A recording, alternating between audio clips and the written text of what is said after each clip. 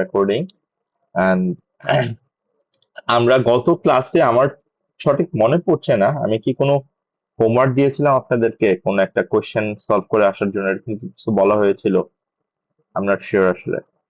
তো আমাকে একটু মনে করাই দিবেন, যদিও এটা মনে করাই দেওয়ার মতো আসলে আমরা না, বাট রমাদান মাস, পবিত্র মাস, সত্য কথা বললেন, মিথ্যা কেউ বললেন না, আমাকে একটু মনে করাই দেন কাইন্ডলি যে আমি কোনো হোমওয়ার্ক। একটা একটা হোমওয়ার্ক এসেছিলেন। জি, আহ না, মনে হয় মে জুনের একটা পেপার, নিউজ কমিউনিকেশনের একটা পেপার ছিল। আমি মনে হয় আপনাদেরকে, আমি যদি ভুল না করে থাকি, আমি একটা কোশ্চেন লিস্ট আপনাদেরকে আমি দিয়ে দিয়েছিলাম, ঠিক না?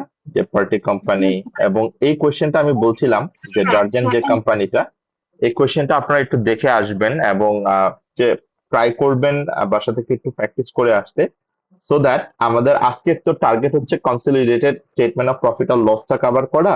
সো সেই জায়গাটাতে আমরা যেন একটু ভালোভাবে এটা প্র্যাকটিস করতে পারি, that was my request to you guys. আমি ধরে নিচ্ছি আপনারা কোশ্চেনটা দেখেছেন এবং এই কোশ্চেনটা এখানে দেওয়া ছিল, হ্যাঁ? সো আমি একটু কোয়েশ্চেনটা ওপেন করছি।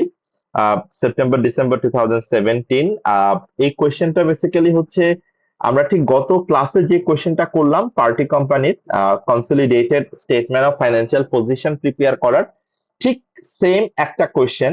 সো আমি আপনাদেরকে রিকমেন্ড করব, রিকোয়েস্ট করব, কাইন্ডলি আপনারা যেন এই কোয়েশ্চেনটা বাসায় একটু ভালো করে নিজেরা এক্সেলে করে আমাকে দেন। আমি এটার ওয়ার্কিংটা করে রেখেছি, বাট স্টিল আমি একটু কুইকলি যাওয়ার চেষ্টা করব আপনাদের কোঅর্ডিনেশনে, এবং আমি একটু ট্রাই করব আজকেই consolidated statement of profit or লসটা শেষ করতে, সো দ্যাট আমাদের আর একটা ক্লাস দরকার হয় কনসলিডেশনের জন্য, সেটা হচ্ছে আমাদের just final touch, that is hour associated যে অ্যাকাউন্টিং এন্ট্রিটা সেইটা, আর হচ্ছে আমার ডিসপোজাল অফ সাবসিডিয়ারি। এই স্মল পার্টটা যদি আমরা নেক্সট ক্লাসের জন্য রেখে দিই, হোপফুলি আমাদের কনসলিডেশনের পুরো পার্টটা দ্যাট উইল কাভার সেকশন এ অথবা বি তে যদি আসে কোশ্চেন্স গুলো, অথবা সেকশন সি এর যদি কোনো কোশ্চেনে আসে, এবং আমরা ফার্স্ট ইয়ার কোশ্চেন প্র্যাকটিস করছি, বাট আমরা শুধু কনসলিডেশন প্রিপারেশনটা দেখছি। সো হোপফুলি নেক্সট ক্লাস থেকে আমরা যেটা করতে চাই, আমরা ওই কনসলিডেশনের রেশিওর কোয়েশ্চেন গুলো কেমন ভাবে প্র্যাকটিস করতে হয় সেটা আমরা একটু দেখতে চাই। So please please make sure করেন আপনারা যারা টপিকটা মিস করে যাচ্ছেন অথবা কেউ যদি রিকভার করতে না পারছেন, কোনো একটা প্রবলেম ফেস করছেন, লেট মি নো। আমি আপনাদেরকে বারবার রিকোয়েস্ট করছি, consolidation is a very important part of hour syllabus এবং এখান থেকে আপনাদের মিনিমাম 20% মার্কের কোয়েশ্চেন আসে। সো প্লিজ আমাদেরকে অবশ্যই এই জায়গাটাতে ভালোভাবে আন্ডারস্ট্যান্ডিং নিয়ে তারপর এক্সামে যেতে হবে। So please let me allow to start the final questions. Prepare the consolidated statement of financial position. So my requirement is clear. আহ, আমাকে কনসলিডেটেড স্টেটমেন্ট অফ ফাইন্যান্সিয়াল পজিশনটা প্রিপেয়ার করতে বলছে, এন্ড এখানে আলটিমেটলি আমরা যদি একটু চিন্তা করি, আলটিমেটলি আমার দুইটা ইনফরমেশন এখান থেকে ইম্পর্টেন্ট। একটা হচ্ছে আমার প্যারেন্ট কোম্পানিটাকে, প্যারেন্ট কোম্পানি হচ্ছে ডার্জেন্ট, এন্ড আমার ইয়ার এন্ড কবে, আমার ইয়ার এন্ড হচ্ছে 31 মার্চ 2026। ঠিক এইভাবে আমরা কোয়েশ্চেনটাকে পড়লাম, এবং আমি এখন যদি আমার কোয়েশ্চেনের উপরের দিকে যাই, আমার অ্যাট এ গ্ল্যান্স আমি আমার জাস্ট সিনারিওটা একটু দেখে যাব, এবং আমি সবাই আমরা জানি যে আমরা কখনোই কোশ্চেন পড়ার সাথে সাথেই প্রেজেন্টেশনটাতে ফোকাস দিব না। What we have to do, we have to do with working at first, and then আমরা ওয়ার্কিং গুলো করার পর we will deal with the presentation part. So working করার জন্য আমার ইনফরমেশন গুলো পড়া খুবই খুবই জরুরি, এন্ড এই ইনফরমেশন গুলাই আমাকে মানে আলটিমেটলি ডিকটেট করবে আমি কিভাবে ওয়ার্কিং গুলো করব, এবং ইনফরমেশন গুলো কিভাবে আমার ওয়ার্কিং এ অ্যাপ্লাই করব, ইমপ্লিমেন্টেশন হবে। সো আমরা একটু দেখি, 1st January 2026 Dargent company acquired 75% of Latree company's equity shares. তার মানে আমরা এখান থেকে একটা ইনফরমেশন মোটামুটি ক্লিয়ার, এবং ওয়ার্কিং ওয়ান করার জন্য যা যা ইনফরমেশন দরকার সেই ইনফরমেশন কিন্তু আমার এখানে অলরেডি চলে আসছে। খেয়াল করে দেখেন, ওর অ্যাকুইজিশন ডেট কবে, 1st January 2026, রিপোর্টিং ডেট কবে, 31st December 2026, sorry 31st March 2026, not 31st December। তাহলে খেয়াল করে দেখেন আমি ঠিক কত মাস আগে অ্যাকোয়ার করেছি আমার সাবসিডিয়ারিটাকে, exactly 3 months ago, January February, March. That is one. Number two, parent company হচ্ছে ডার্জেন্ট আর সাবসিডিয়ারি কোম্পানি হচ্ছে লাট্রে কোম্পানি। সো ডার্জেন্ট হচ্ছে প্যারেন্ট, কত পার্সেন্ট সে কন্ট্রোল করে? 75% কন্ট্রোল করে। তাহলে কত পার্সেন্ট কন্ট্রোল করে না?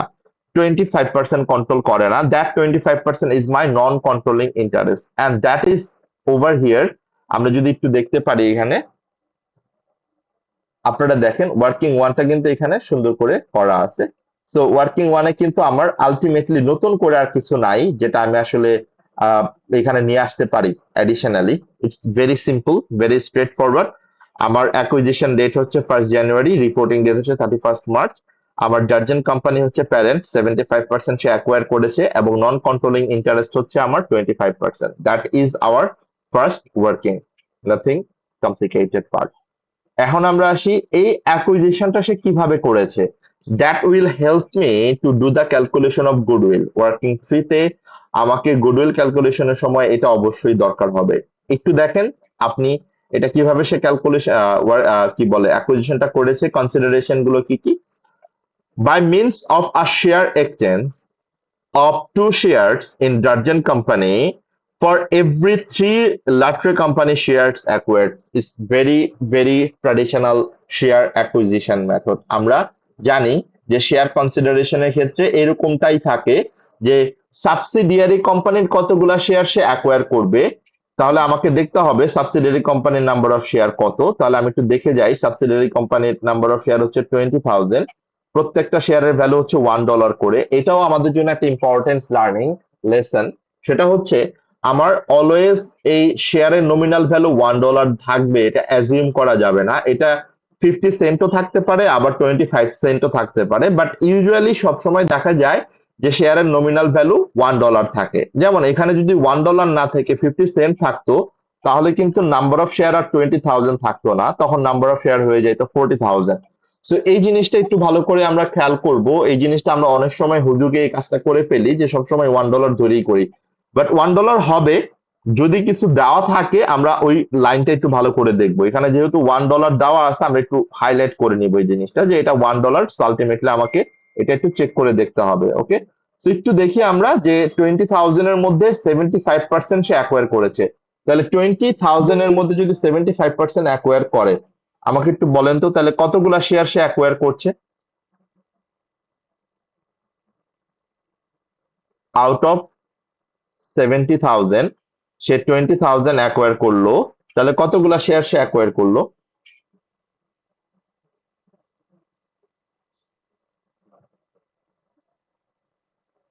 আমরা কি বলতে পারবো না?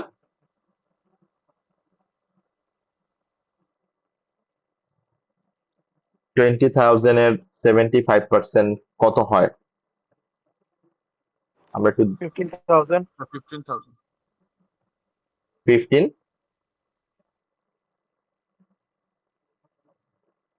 15,000।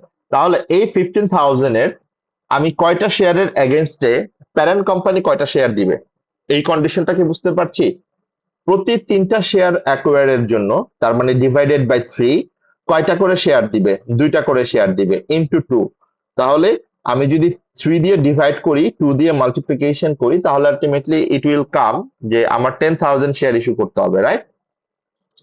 তাহলে এই 10,000 শেয়ারের মার্কেট ভ্যালুটা কি হবে সেটা আমরা নিব হচ্ছে আমার 10,000 শেয়ারের মার্কেট ভ্যালুটা ক্যালকুলেশন হবে আমার বেসিক্যালি আমার প্যারেন্ট কোম্পানির যে শেয়ারের মার্কেট ভ্যালু, প্যারেন্ট কোম্পানির শেয়ারের যে ফেয়ার ভ্যালু সেটা দিয়ে। সো আমার প্যারেন্ট কোম্পানির শেয়ারের ফেয়ার ভ্যালু কত সেটা আমরা একটু ডাউন দ্য লাইন দেখবো যে প্যারেন্ট কোম্পানি মানে ডার্জেন্ট কোম্পানির শেয়ারের মার্কেট প্রাইস ওই ডেটে কত ছিল, অ্যাকুইজিশন ডেটে।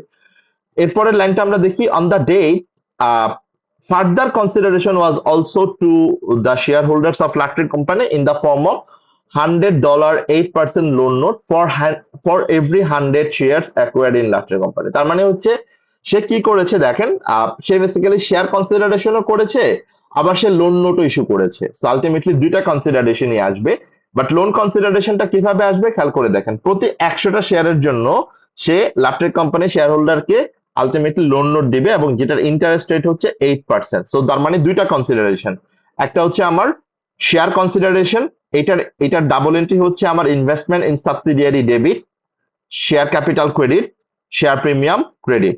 আর লোন নোট কনসিডারেশনের জন্য same, investment in subsidiary debit, loan note আর লোন পেয়েবল ক্রেডিট। এখন পরের লাইনটা খেয়াল করে দেখেন, none of the purchase consideration not the outstanding interest on the loan notes 31st March 2026 has yet been recorded by Darjan Company।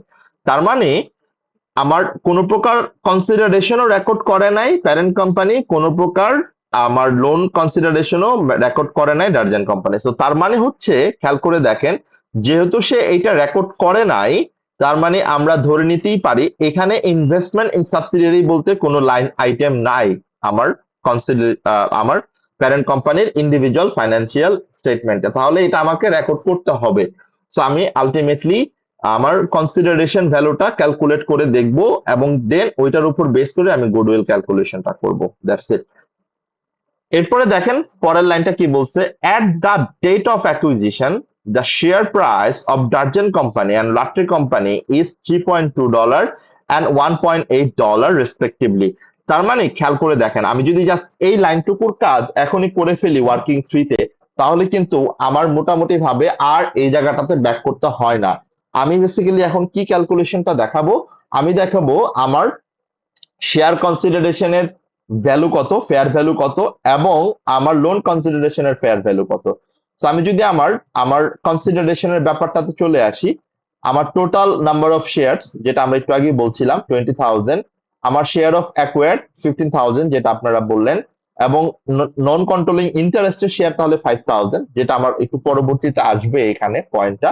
এরপরে আসেন share issued by ডারজন company, কতগুলা শেয়ার ইস্যু করছে, 10,000, এবং এই 10,000 এর মার্কেট ভ্যালু কত করে আমাকে বলতেছে $3.2 করে। তাহলে এই 10,000 ইন্টু $3.2, তাহলে এই $32,000 হচ্ছে আমার ultimately investment in subsidiary for share consideration. তাহলে এটা ডাবল এন্ট্রি কি হবে, এটা ডাবল এন্ট্রি হবে investment in subsidiary debit, share capital credit and share premium credit.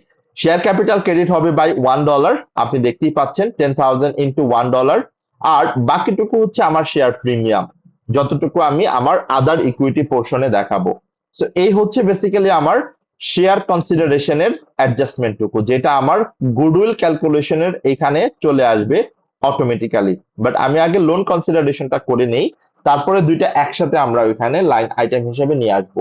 তাহলে লোন কনসিডারেশনের কথা ও কি বলছে খেয়াল করে দেখেন, নাম্বার অফ লোন নোট, কতগুলা লোন নোট ও দিবে, ও বলছে যে আমার যতগুলা শেয়ার অ্যাকোয়ার্ড করেছি, সো কতগুলা শেয়ার অ্যাকোয়ার্ড করেছে ও 15,000, মানে 15,000 শেয়ার ও অ্যাকোয়ার্ড করেছে। সো 15,000, দ্যাট মিনস আমি যদি এটার ক্যালকুলেশনটা এখান থেকে দেখি যে আমার যতগুলা শেয়ার অ্যাকোয়ার সে করেছে তার বেসিক্যালি হচ্ছে $100, মানে প্রতিটা 100 এর জন্য সে একটা করে লোন নোট দিবে। তার মানে হচ্ছে আলটিমেটলি সে 150টা করে, মানে 150টা হচ্ছে লোন নোট দিবে, যেটার ইন্টারেস্ট রেট হচ্ছে 8%। 150 হচ্ছে নাম্বার অফ লোন নোট, যেটার ভ্যালু হচ্ছে $100 করে। তাহলে $100 যদি লোন নোটের ভ্যালু হয় 150 ইন্টু 100, তাহলে আমরা পেয়ে যাচ্ছি আমার লোন কনসিডারেশনের ভ্যালু হচ্ছে 15,000। বাট এখানে আরেকটা কথা আছে, যেহেতু এটা আমার লোন কনসিডারেশন, এটার উপর আমার ইন্টারেস্টটাও সে রেকর্ড করে নাই প্যারেন্ট কোম্পানি, এটা ইন্টারেস্টটা তাকে রেকর্ড করতে হবে 8% রেটে, এবং এই 8% এর উপর আমার কিন্তু 1 বছরের ইন্টারেস্ট হবে না। খেয়াল করে দেখেন, আপনি যদি এখানে দেখেন আমার 8% আমি মাল্টিপ্লাই করলাম, করার পর এটাকে আমি 3 মান্থে প্রোরাটা করলাম, and that is how we can get our finance cost আমার $300। এইটুকু পর্যন্ত আমার এই জাস্ট উপরের যে লাইনটুকু ছিল এইটুকুর কাজ। সো অলরেডি আমরা আমাদের ফেয়ার ভ্যালু অফ কনসিডারেশনের পুরো কনসিডারেশনের পার্টটাই কিন্তু রেকর্ড করে রেখেছি, and that will help me, আমি যখন গুডউইল ক্যালকুলেশন করব তখন আমার জাস্ট এই দুটাকে অ্যাড করে 32,000 প্লাস 15,000 দুটাকে অ্যাড করলে যে অ্যামাউন্টটা আসবে that will be my fair value of consideration, যেটার সাথে আমার এনসিআই অ্যাড হবে, এন্ড দেন আমি আমার fair net asset of subsidiary at acquisition ডেটে কত ছিল সেটা আমি বাদ দিব। সো সেটা একটু মানে লেটার অনে আমরা আসি, বাট আমাদের এতটুকুর কাজ আমরা সাথে সাথে করে ফেললাম, তাহলে আমাদের আর ফার্দার এই জায়গাটা আর ব্যাক করতে হচ্ছে না। এরপরে দেখেন, এটা হচ্ছে আমার summarised statement of financial position.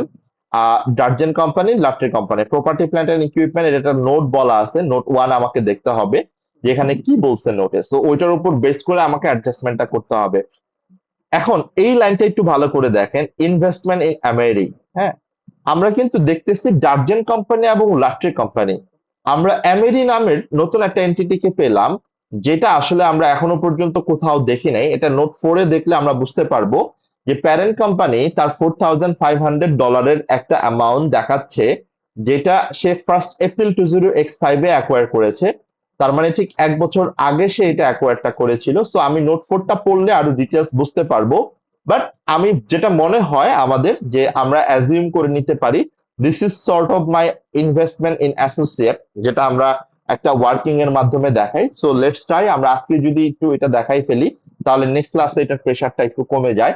So investment in associate, আমরা জানি এতটুকু যে অ্যাসোসিয়েট হতে হলে আমার শেয়ার হোল্ডিংটা কত থেকে কত হইতে হবে, আমার শেয়ার হোল্ডিং হতে হবে more than 20% but less than 50%, তাহলে আমরা এটাকে বলবো অ্যাসোসিয়েট। এবং যেটার জন্য আমরা IS 28 ফলো করব, এন্ড সেটার অ্যাকাউন্টিং মেথডটাকে আমরা বলি ইকুইটি মেথড। সো আমরা একটু দেখবো ওই জায়গাটাতে ইনফরমেশন গুলো দেখে, বাট টিল নাও এতটুকু মানে আন্ডারস্ট্যান্ডিং আমরা অ্যাজাম্পশন করে নিতেই পারি। এরপরে দেখেন কারেন্ট অ্যাসেটের কথা কি বলছে। কারেন্ট অ্যাসেটের মধ্যে ইনভেন্টরি আছে, ট্রেড রিসিভেবলস আছে, ব্যাংক আছে। এন্ড ইনভেন্টরির মধ্যে যদি আপনি দেখেন এখানে নোট 3 বলছে, ট্রেড রিসিভেবলস এ নোট 3 বলছে, ব্যাংকে কোনো নোটের কথা বলে নাই। সো আমরা নোট 3 পড়লে বুঝতে পারবো কারেন্ট অ্যাসেট রিলেটেড কি কথা বলা আছে। এরপরে হচ্ছে equity, share capital 50,000, 20,000, written earnings. এটা একটু ইম্পর্টেন্ট আমাদের জন্য, কেননা এতক্ষণ আমরা যে কোশ্চেন গুলা করেছি, আগের যত কোশ্চেন আমাদের হয়েছিল প্রত্যেকটা কোশ্চেনে written earnings at acquisition date দেওয়া থাকতো, রিটেন আর্নিংস এট রিপোর্টিং ডেটও দেওয়া থাকতো। বাট এই কোশ্চেনটাতে আমরা দেখব written earnings at acquisition date এবং রিপোর্টিং ডেট দেওয়া নাই, মানে অ্যাকুইজিশন ডেটটা দেওয়া নাই বাট রিপোর্টিং ডেটটা আমরা দুইটা অ্যাড করলেই পেয়ে যাব। বাট এখানে রিটেন আর্নিংস দেওয়া আছে হচ্ছে বছরের শুরুর রিটেন আর্নিংসটা, বাট আমার দরকার হচ্ছে 1 জানুয়ারি 20x6 এর রিটেন আর্নিংস কত সেটা। সো এটা আমাকে একটু ব্যাক ক্যালকুলেশনের মাধ্যমে বের করে নিতে হবে। সো আমরা এটা দেখবো কিভাবে আমরা আমাদের রিটেন আর্নিংসটা বের করি ওয়ার্কিং 2 এর একটা সাব ক্যালকুলেশনে। এরপর আপনি দেখেন নন কারেন্ট লায়াবিলিটিস 8% লোন নোট আমার 5,000।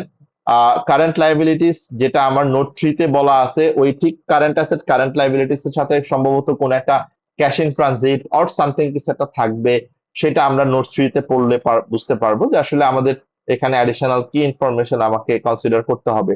তো এই হচ্ছে বেসিক্যালি আমাদের একটা স্টেটমেন্ট অফ ফাইন্যান্সিয়াল পজিশন, খুবই সিম্পল। বাট এখান থেকে আমরা যে জিনিসটা দেখলাম অনেকগুলো নোটের রেফারেন্স ছিল।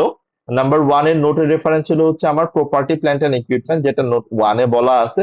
তো প্রপার্টি প্ল্যান্ট এন্ড ইকুইপমেন্টের নোট 1টা আমরা একটু পড়ে ফেলি, পড়লে আমরা বুঝতে পারবো যে প্রপার্টি প্ল্যান্ট এন্ড ইকুইপমেন্ট এর ব্যাপারে আমাকে কি বলা হয়েছে এখানে। এবং আপনি যদি একটু ভালো করে খেয়াল করেন যে এখানে property plant and equipment, oh by the way most probably Nazmul আপনি মনে হয় এইটার কথাই বলেছিলেন আমাকে, রাইট? এই এই আহ, আমাকে যে কোয়েরিটা করেছিলেন গ্রুপে, সরি আমি মাত্র মনে পড়লো যে আপনি এইটার রিলেটেড কোয়েশ্চেনটার সলিউশনের কথা আমাকে বলেছিলেন। Yes, yes, sir. Yes, I got it. Okay, so no problem, এটা IS 37 এর একটা পার্ট, বাট তারপরে আমরা এটা একটু চেষ্টা করব, যেহেতু এই ওয়ার্কিং এ চলে আসছে এটার অ্যাডজাস্টমেন্টটা আমরা একটু কিভাবে অ্যাপ্লাই করতে হয় সেটা দেখার জন্য। সো আমরা একটু পড়ে ফেলি। At the date of acquisition, the fair value of values of latter company's asset, মানে subsidiary companyর asset, were equal to their carrying amount। তার মানে এটা একটা কমন সেন্টেন্স যেটা আমরা মোস্ট অফ দা কনসলিডেশনের সময় পেয়ে থাকি, যে ও যেটা বলছে যে সাবসিডিয়ারি কোম্পানির যেই অ্যাসেট গুলো আছে সেগুলো almost equal to the fair value, except কিছু একটা যদি থাকে।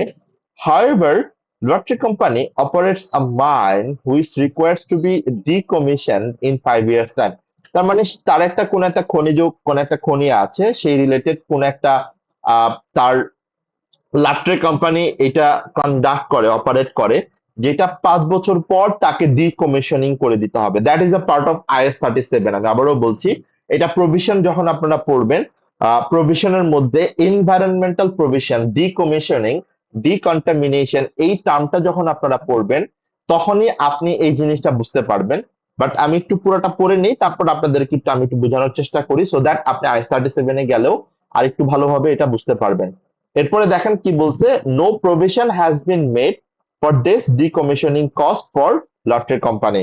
মানে হচ্ছে এটার জন্য কোনো প্রভিশন রাখা হয় নাই, মানে এটার প্রভিশন 5 বছর পরে যে আমার ডিকমিশনিং করতে হবে এটার কোনো রেসপেক্টিভ প্রভিশন আমি রাখি নাই as per IAS 37। The present value discount rate at 8% of the decommissioning is estimated at 4 million। মানে হচ্ছে এই যে এটা 5 বছর পর আপনি ডিকমিশনিং করবেন, মানে ক্লিন আপ করে দিয়ে আসবেন এরিয়াটা, এইটার 5 বছর পরে আপনার যে খরচটা হবে, যে কস্টটা হবে, এটার আজকের ভ্যালু হচ্ছে 4 মিলিয়ন। তার মানে আমি আমার 5 বছর পরের যে ভ্যালুটা সেটাকে যদি 8% দিয়ে 5 ইয়ার্স এর ডিসকাউন্ট রেট দিয়ে আমি ডিসকাউন্টিং করি, তাহলে এটা আমি পাবো হচ্ছে আজকের ভ্যালু, যেটা আমরা ডেফার্ড কনসিডারেশনের ক্ষেত্রেও দেখেছি যে ডেফার্ড কনসিডারেশনের ক্ষেত্রে আমরা দুইটা স্টেপ ফলো করেছি, মনে আছে? ফার্স্ট স্টেপ হচ্ছে আমার ফিউচার কনসিডারেশনটাকে, মানে ফিউচার ভ্যালুটাকে ডিসকাউন্টিং করে আমরা প্রেজেন্ট ভ্যালুতে নিয়ে আসছি, এবং প্রেজেন্ট ভ্যালুতে আনার পর এটাকে আমরা আবার আনউইন্ডিং করেছি। and this is the same process that I have to follow for decommissioning provision, environmental provision। এখানেও আমাকে সেম কাজটাই করতে হবে, বাট এই কাজটার একটা কাজ আমাকে অলরেডি ওরা করে দিয়েছে, সেটা হচ্ছে আমার ফিউচার ভ্যালু যেটা হবে সেটার প্রেজেন্ট ভ্যালু কত সেটা 4 মিলিয়ন ওরা বলে দিচ্ছে আমাকে। সো আলটিমেটলি সেটা আমাকে আর আলাদা করে ক্যালকুলেশন করতে হবে না, তার মানে স্টেপ 1 অলরেডি ক্যালকুলেশন ডান। এখন আসি স্টেপ পরেরটার জন্য আমার আলটিমেটলি কি হবে, and will be paid 5 years from the date of acquisition, the end of the mines life। তার মানে এটা আলটিমেটলি পেমেন্ট করা হবে 5 বছর পর। তাহলে আমি একটু আমার প্রভিশনের একটা বেসিক আন্ডারস্ট্যান্ডিং আপনাদেরকে একটু বোঝানোর চেষ্টা করি, বাট স্টিল নো ওরিস, এটা আপনারা যখন IAS 37 আর একটু ডিটেলস পড়বেন তখন আরো সুন্দর করে এটা বুঝতে পারবেন। বাট আমরা ফার্স্টেই একটু প্রভিশন IAS 37 অনুযায়ী এটার ডেফিনেশনটা একটু বুঝে ফেলি। What is provision? First of all আমরা যদি একটু ঠান্ডা মাথায় চিন্তা করি, provision is a liability, provision is a liability for uncertain timing or amount, যেটার অ্যামাউন্টটা অথবা টাইমিংটা আনসার্টেন হয়। আমার অ্যামাউন্টটা আমি স্পেসিফিক্যালি বলতে পারবো না এটাই হবে, অথবা টাইমিংটা আমার ডেভিয়েট হতে পারে। যখনই এই ডেফিনেশনটা মিট করবে তখন আমাকে আমার প্রভিশনের রেকগনিশনের ক্রাইটেরিয়াটা দেখতে হবে। প্রভিশনের রেকগনিশন ক্রাইটেরিয়া হচ্ছে 3টা, যেটা আপনারা ফাইন্যান্সিয়াল অ্যাকাউন্টিং ও দেখে আসছেন, বাট যদি দেখে নাও আসেন আমি একটু জাস্ট রেকগনিশন 3টা একটু বলে ফেলি আপনাদেরকে। Provision, recognition criteria as per IAS 37। একটু আমাকে হেল্প করেন কারো যদি মনে থাকে কি কি ক্রাইটেরিয়া ছিল। It is a present obligation arises from past event, right? The present obligation arises from past event. Number 2, it is probable that the future economic benefit will be outflow from the entity, and probable means the outcome is more than 50% but less than 95%, that is called probable। তার মানে আমার provision রাখতে হলে আমার এই criteria গুলো অবশ্যই meet করতে হবে। and the last criteria is the amount should be reliably estimated or best estimated। ওকে, তার মানে এটা অবশ্যই আমার রিলায়েবল অথবা বেস্ট এস্টিমেট হইতে হবে, আদারওয়াইজ আমি আমার এটাকে প্রভিশন হিসেবে রেকগনাইজ করতে পারবো না। সো যখনই আমি এই সবগুলো ক্রাইটেরিয়া মিট করবে, যখনই আমার এই সবগুলো ক্রাইটেরিয়া মিট করবে তখনই আমার ডাবল এন্ট্রি হবে হচ্ছে expense or asset debit and provision credit. এই যে আমার এক্সপেন্স অথবা অ্যাসেট আমি যে ডেবিট বললাম, এই অ্যাসেটটা ডেবিট বললাম ফর মাই environmental প্রভিশন। এটার মানে হচ্ছে যে আমার আইএস 16 আপনারা যারা পড়েছেন, আইএস 16 এ একটা লাইন আপনারা পড়েছেন যে প্রপার্টি প্ল্যান্ট এন্ড ইকুইপমেন্টের ক্যাপিটালাইজ কস্ট। আমি আমার প্রপার্টি প্ল্যান্ট এন্ড ইকুইপমেন্টের সাথে সেই কস্টগুলোকে ক্যাপিটালাইজ করতে পারবো যে কস্টগুলো আমার ডিরেক্টলি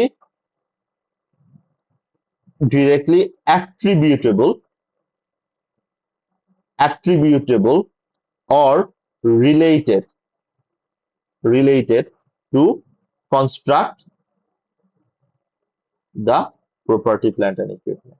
তার মানে হচ্ছে আমার প্রপার্টি প্ল্যান্ট এন্ড ইকুইপমেন্টের সাথে যেই কস্টগুলা ডিরেক্টলি অ্যাট্রিবিউটেবল মানে ডিরেক্টলি রিলেটেড কস্ট, সেই কস্টগুলাকে আমরা অবশ্যই ক্যাপিটালাইজ করতে পারবো।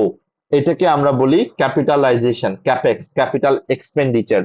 আর এটার জন্যই আমরা বলতে চাচ্ছি, এটার জন্য আমার ডাবল এন্ট্রি হবে হচ্ছে আমার asset debit and provision credit. এখন আপনি এই লাইনটাতে একটু খেয়াল করেন, আমরা যদি আমাদের ওভারঅল আন্ডারস্ট্যান্ডিংটাতে এখানে ক্লিয়ার করে নিয়ে আসি।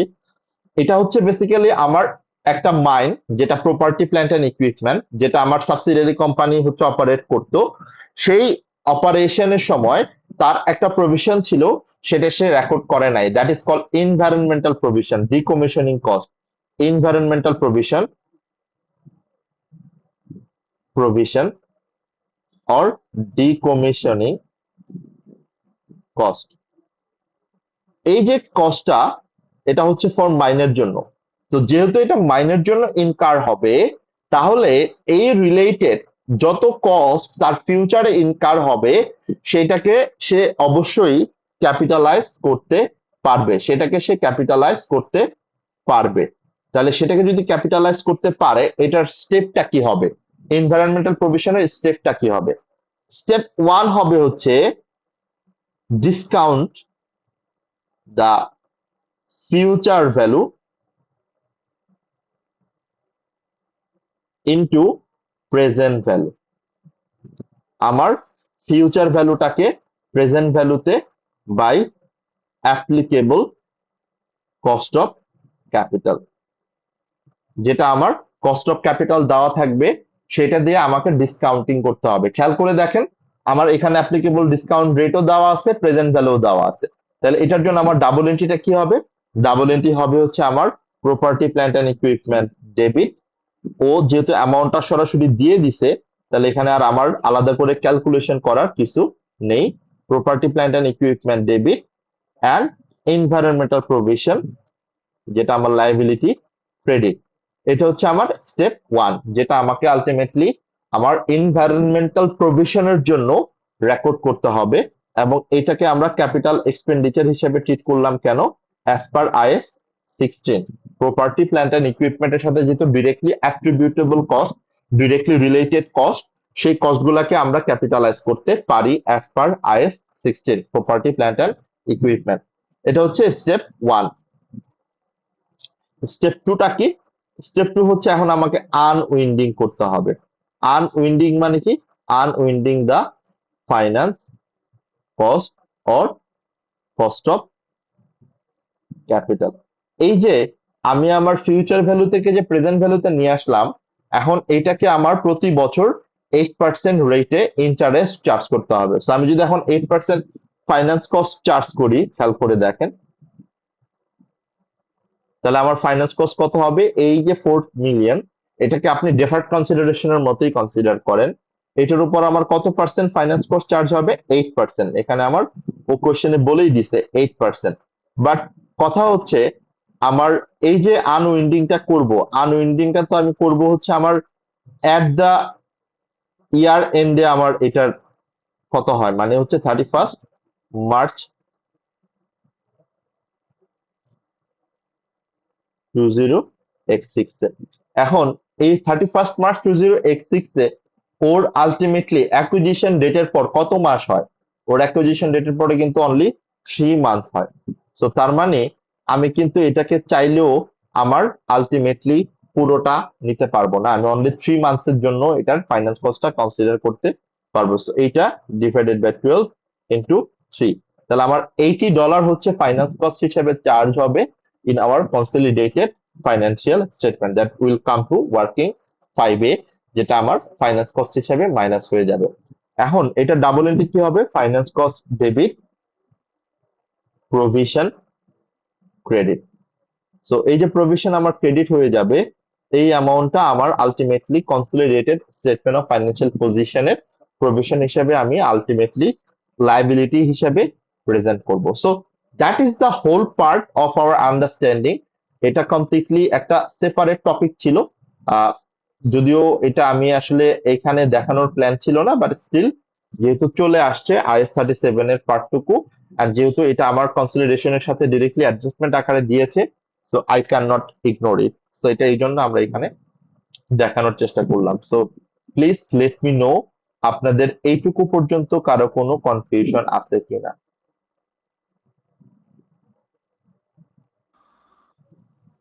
No, sir. যদিও আমি খুব সামারি করে দেখানোর ট্রাই করছিলাম, but still I tried my level best যে প্রত্যেকটা স্টেপ কিভাবে ফলো করতে হয় সেই অনুযায়ী করার জন্য। সো এটা যদি আমরা বুঝতে পারি, and that's a good thing, আমরা এটা যদি ভালো করে বুঝে যাই, জাস্ট এই নোট নাম্বার 1টা, নোট নাম্বার 2টাও আমরা কেন তাহলে করব না? নোট নাম্বার 2টাও তাহলে আজকে করে ফেলি। সরি, নোট নাম্বার 2 না, নোট নাম্বার 3। নোট নাম্বার 2টা আমাকে সরাসরি ও বলে দিবে কিভাবে এনসিআই ক্যালকুলেট করতে হবে। সো নোট নাম্বার 3টাও আমরা আজকেই করবো ইনশাআল্লাহ। Let's see. But note number 1টার ইমপ্লিমেন্টেশনটা আমরা একটু দেখে নেই যে আসলে নোট নাম্বার 1 এর এটার অ্যাডজাস্টমেন্টটা কোথায় কোথায় হচ্ছে আলটিমেটলি। এটা আমার আলটিমেটলি অ্যাডজাস্টমেন্ট হচ্ছে এই ওয়ার্কিং টুতে। খেয়াল করে দেখেন, আমি আমার প্রপার্টি প্ল্যান্ট এন্ড ইকুইপমেন্ট হিসেবে ফেয়ার ভ্যালু বাড়িয়ে দিচ্ছি 4,000, যেটা আমার অ্যাকুইজিশন ডেটেও বাড়বে, আমার রিপোর্টিং ডেটেও বাড়বে। আর প্রভিশন যেটা হচ্ছে সেটা অ্যাকুইজিশন ডেটে থাকবে 4 মিলিয়ন মানে 4,000, বাট রিপোর্টিং ডেটে হয়ে যাবে হচ্ছে 4080। সেটা কিভাবে 4080 হলো? এই যে প্রভিশন যেটা ছিল আমার 4,000 প্লাস 80, এটাই হচ্ছে আমার at the reporting date. Okay, so এটা বেসিক্যালি আমার এখানে আসবে। এবং এই কাজটুকু করার জন্য খেয়াল করে দেখেন, এই কাজটুকু করার জন্য আমাকে একটা ছোট জিনিস মাথায় রাখতে হবে। সেটা হচ্ছে আপনার যেহেতু প্রপার্টি প্ল্যান্ট এন্ড ইকুইপমেন্ট হিসেবে আপনি রেকর্ড করেছেন, সো প্রপার্টি প্ল্যান্ট এন্ড ইকুইপমেন্টের রিমেইনিং ইউজফুল লাইফ যেটা, রিমেইনিং ইউজফুল লাইফ কত বছর? 5 বছর। সো এই 5 বছরে আপনাকে এটার ডেপ্রিসিয়েশনটা চার্জ করতে হবে। সো ডেপ্রিসিয়েশনটা আপনি যখন চার্জ করবেন, এক্সেস ডেপ্রিসিয়েশন যেটাকে আমরা বলি, সেটা হচ্ছে আলটিমেটলি এই property plant and equipment divided by 5। But এটা কিন্তু আমার 1 বছরের জন্য আসলো, সেটাকে এখন ডিভাইডেড বাই 12 ইনটু 3 করে দিতে হবে। So এই 200 হয়ে যাবে আমার এক্সেস ডেপ্রিসিয়েশনের calculation for my property plant and equipment. That is how we can relate our understanding of accounting standard into consolidation. So কনসলিডেশনের সাথে IS/IFRS এর একটা কিছু কানেকশন কিছু কিছু জায়গায় আমরা পাবো, সেটা যেন আমরা ঠিক মতো করে অ্যাপ্লাই করতে পারি। সো ঠিক যে জিনিসটা দেখানোর চেষ্টা করছিলাম, সো তার মানে আমার নোট 2 তে আমার এই অ্যাসেটের অ্যামাউন্টটাও আসবে, আমার প্রভিশনের অ্যামাউন্টটাও আসবে, এন্ড এক্সেস ডেপ্রিসিয়েশনটাও আসবে আমার রিপোর্টিং ডেটে। এখন এই কাজটুকু তো আমরা আলাদা করে দেখাচ্ছিলাম, বাট এই কাজটুকুই যদি আমরা আমাদের এখানে সাব ওয়ার্কিং এ দেখাই, কিভাবে দেখাতে পারি? ঠিক এইভাবে আমরা এটাকে দেখাতে পারি। Property plant and equipment debit, provision credit. Finance cost 8% কিভাবে আসছে? আমরা ঠিক যেভাবে আলাদা আলাদা করে দেখাচ্ছিলাম। এন্ড দেন টোটাল প্রভিশন হচ্ছে 4080, এন্ড এটার সাথে আমার ডেপ্রিসিয়েশন আসবে কত? ডেপ্রিসিয়েশন আসবে হচ্ছে আমার 4 million divided by 5 divided by 12 into 3, যেটা আমি 3 মান্থের depreciation চার্জ করছি। So that is how we can adjust in our working 2। working 2 তে আমার এই জিনিসগুলো আসবে। আমরা একটা একটা করে জিনিস দেখার চেষ্টা করছি এবং আমরা ওটার অ্যাডজাস্টমেন্ট গুলো করার ট্রাই করছি।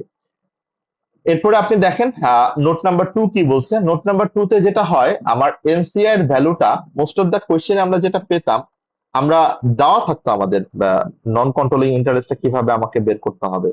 বাট খেয়াল করে দেখেন, এই পার্টিকুলার কোশ্চেনে এনসিআই এর ভ্যালু কত হবে সেটা কিন্তু সরাসরি দেওয়া নাই, এটা আমাকে বের করে নিতে হবে। So আমি যদি বের করতে চাই তাহলে আমি কিভাবে বের করব, সেটার মেথডটা আমাকেও বলে দিচ্ছে। Dargent company policy to value NCI at fair value at the date of acquisition. Latre company's share price at the date can be deemed to be representative of the fair value of shares held by non-controlling interest. তার মানে ও যেটা বলছে, এই যে লাট্রে কোম্পানির share price আছে $1.8, এটাকেই ও ধরে নিতে বলতেছে ফেয়ার ভ্যালু ফর এনসিআই। তাহলে আমার এনসিআই কতটুকু শেয়ার আমি কন্ট্রোল করি নাই, আমি আমি কন্ট্রোল করি নাই হচ্ছে 5000। মনে আছে ওই যে আমরা যখন কনসিডারেশনের সময় এখানে দেখাচ্ছিলাম, সো আমি বেসিক্যালি কন্ট্রোল করি নাই হচ্ছে 5000। সো 5000 যেহেতু কন্ট্রোল করি নাই, এই 5000 এর যে নন কন্ট্রোলিং ইন্টারেস্টের ভ্যালু, সেটাকে আমরা মাল্টিপ্লাই করব 1.8 দিয়ে, তার মানে 5000 ইন্টু 1.8। তাহলে আপনি দেখেন পেয়ে যাবেন আপনার নন কন্ট্রোলিং ইন্টারেস্টের ফেয়ার ভ্যালু, যেটা মোস্ট অফ দ্য কোয়েশ্চেনে দেওয়া থাকতো, বাট এই কোয়েশ্চেনে আমাকে বের করে নিতে হচ্ছে by the amount of fair value of subsidiary কোম্পানির শেয়ার প্রাইস। That's it. এখানে নতুন করে কোনো কিছু আসলে ওইভাবে আসে নাই। এরপরে খেয়াল করে দেখেন এরপরের অ্যামাউন্টটা কি বলছে। 3 নাম্বার নোট। 3 নাম্বার নোট আমাদের মনে আছে যে এটা ছিল হচ্ছে আমার ওই কারেন্ট অ্যাসেটের একটা পার্ট, মানে হচ্ছে ইন্ট্রা গ্রুপ কারেন্ট অ্যাকাউন্ট ব্যালেন্সের একটা পার্ট, যেখানে আমার একটা আলাদা ওয়ার্কিং করতে হবে, যেহেতু অনেকগুলো ওয়ার্কিং অনেকগুলো ইনফরমেশন এখানে দেওয়া থাকবে। তো আমি এটার জন্য একটা সেপারেট ওয়ার্কিং করে দেখাতে চাই, সো দ্যাট এটার রেসপেক্টিভ যে মার্কসটা থাকবে সেই মার্কসটা আমি যেন পাই। The inventory of Latree company includes goods bought from Dargent company for 2.1 million. তার মানে খেয়াল করে দেখেন, এখানে লাট্রি কোম্পানির যে ইনভেন্টরি দেখাচ্ছে, এই লাট্রি কোম্পানির ইনভেন্টরি 2.1 মিলিয়নের মধ্যে ডার্জেন কোম্পানি থেকে অ্যাকোয়ার করেছে। সো তার মানে এখানে কে সেলার কে বায়ার, মানে কে সেল করছে কে বাই করতেছে, এটা কি ধরতে পারতেছি? মানে এটা কি ডাউনওয়ার্ড ট্রানজেকশন না আপওয়ার্ড ট্রানজেকশন, মানে সেলটা কে করতেছে? Sir, Dargent seller. Dargent is the seller and Latree is the buyer. তাহলে সেই ক্ষেত্রে ডার্জেন্ট যদি সেলার হয়, এটা আমার কোন ওয়ার্কিং থেকে তাহলে আমি মাইনাস করবো আনরিয়ালাইজ প্রফিটটা?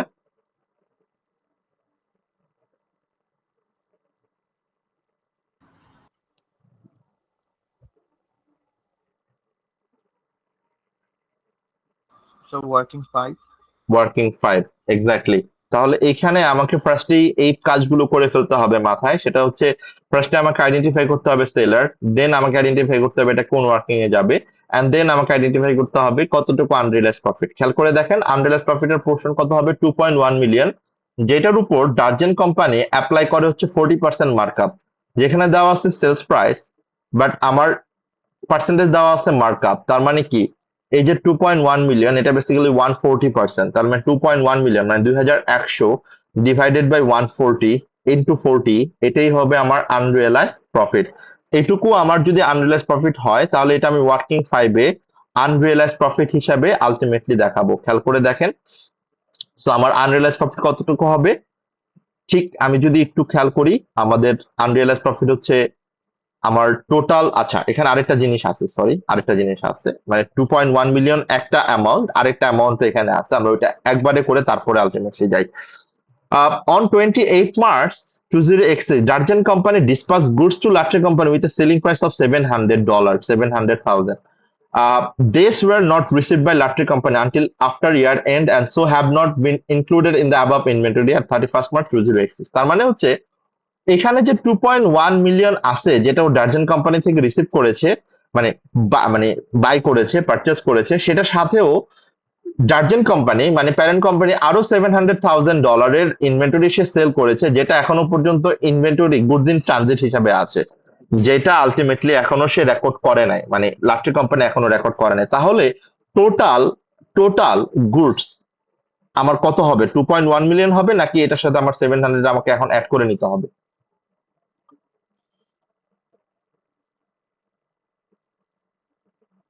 Total goods at the year end from parent company কতটুকু দেখাবো আমি? আমি কি 2.1 মিলিয়নের উপর আনরিয়ালাইজ প্রফিট ক্যালকুলেট করলে আমার কারেক্ট হবে, নাকি 2.1 মিলিয়নের সাথে আরো 700 আমি রিসিভ করেছি ধরে নিতে হবে? যেহেতু এটা আমার গুডস ইন ট্রানজিট, মনে আছে আমাদের কনসেপ্টের কথা, যদি কোনো গুডস ইন ট্রানজিট অথবা ক্যাশ ইন ট্রানজিট থাকে, কনসলিডেশন পারপাসে আমরা কি অ্যাজিউম করে নিব? আমরা অ্যাজিউম করে নিব যে আমি আমার এই ইনভেন্টরি টুকু অথবা ক্যাশটুকু অলরেডি রিসিভ করে ফেলেছি। মনে পড়ে কথাগুলা হ্যাঁ স্যার। নাকি? তাহলে এটা আমাকে অ্যাজিউম করে নিতে হবে যে আমি আমার এই গুডসটুকু রিসিভ করে ফেলেছি। সো সেই ক্ষেত্রে আমি যদি গুডস রিসিভ করে ফেলি, 2.1 মিলিয়ন প্লাস 700, এই দুইটা মিলে যেটা হবে দ্যাট ইজ 2.8 মিলিয়ন। এই 2800 উপরে আমাকে এখন আনরিয়েলাইজ প্রফিট ক্যালকুলেট করতে হবে। তাহলে 2800 উপরে আমার কত পার্সেন্ট মার্কআপ সে অ্যাড করে? 40%। তাহলে আনরিয়েলাইজ প্রফিট কত হবে? এই 2800 ডিভাইডেড বাই 140 ইন্টু 40। এইটার ডাবল এন্ট্রি কেউ আমাকে বলতে পারবেন? এই আনরিয়েলাইজ প্রফিটের ডাবল এন্ট্রিটা কি হবে? আনরিয়েলাইজ প্রফিটের ডাবল এন্ট্রি কি হবে? এই 800 এর ডাবল এন্ট্রি কারো মনে আছে?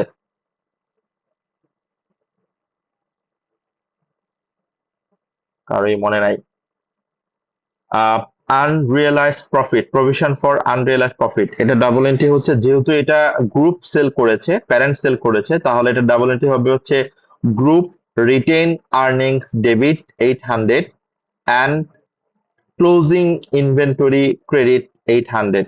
এবং গ্রুপ রিটার্ন আর্নিং যেহেতু আমি কমাই দিচ্ছি, ওয়ার্কিং 5-এ এটা আমাকে অ্যাডজাস্ট করতে হবে, এবং আমরা যদি একটু দেখে ফেলি ওয়ার্কিং 5-এ এটা আমার আলটিমেটলি গ্রুপ রিটার্ন আর্নিংস থেকে বাদ যাবে। ওকে, এরপরে আসেন এই যে আনরিয়েলাইজ প্রফিট, সরি, আমার ওয়ার্কিং 5 থেকে বাদ যাবে।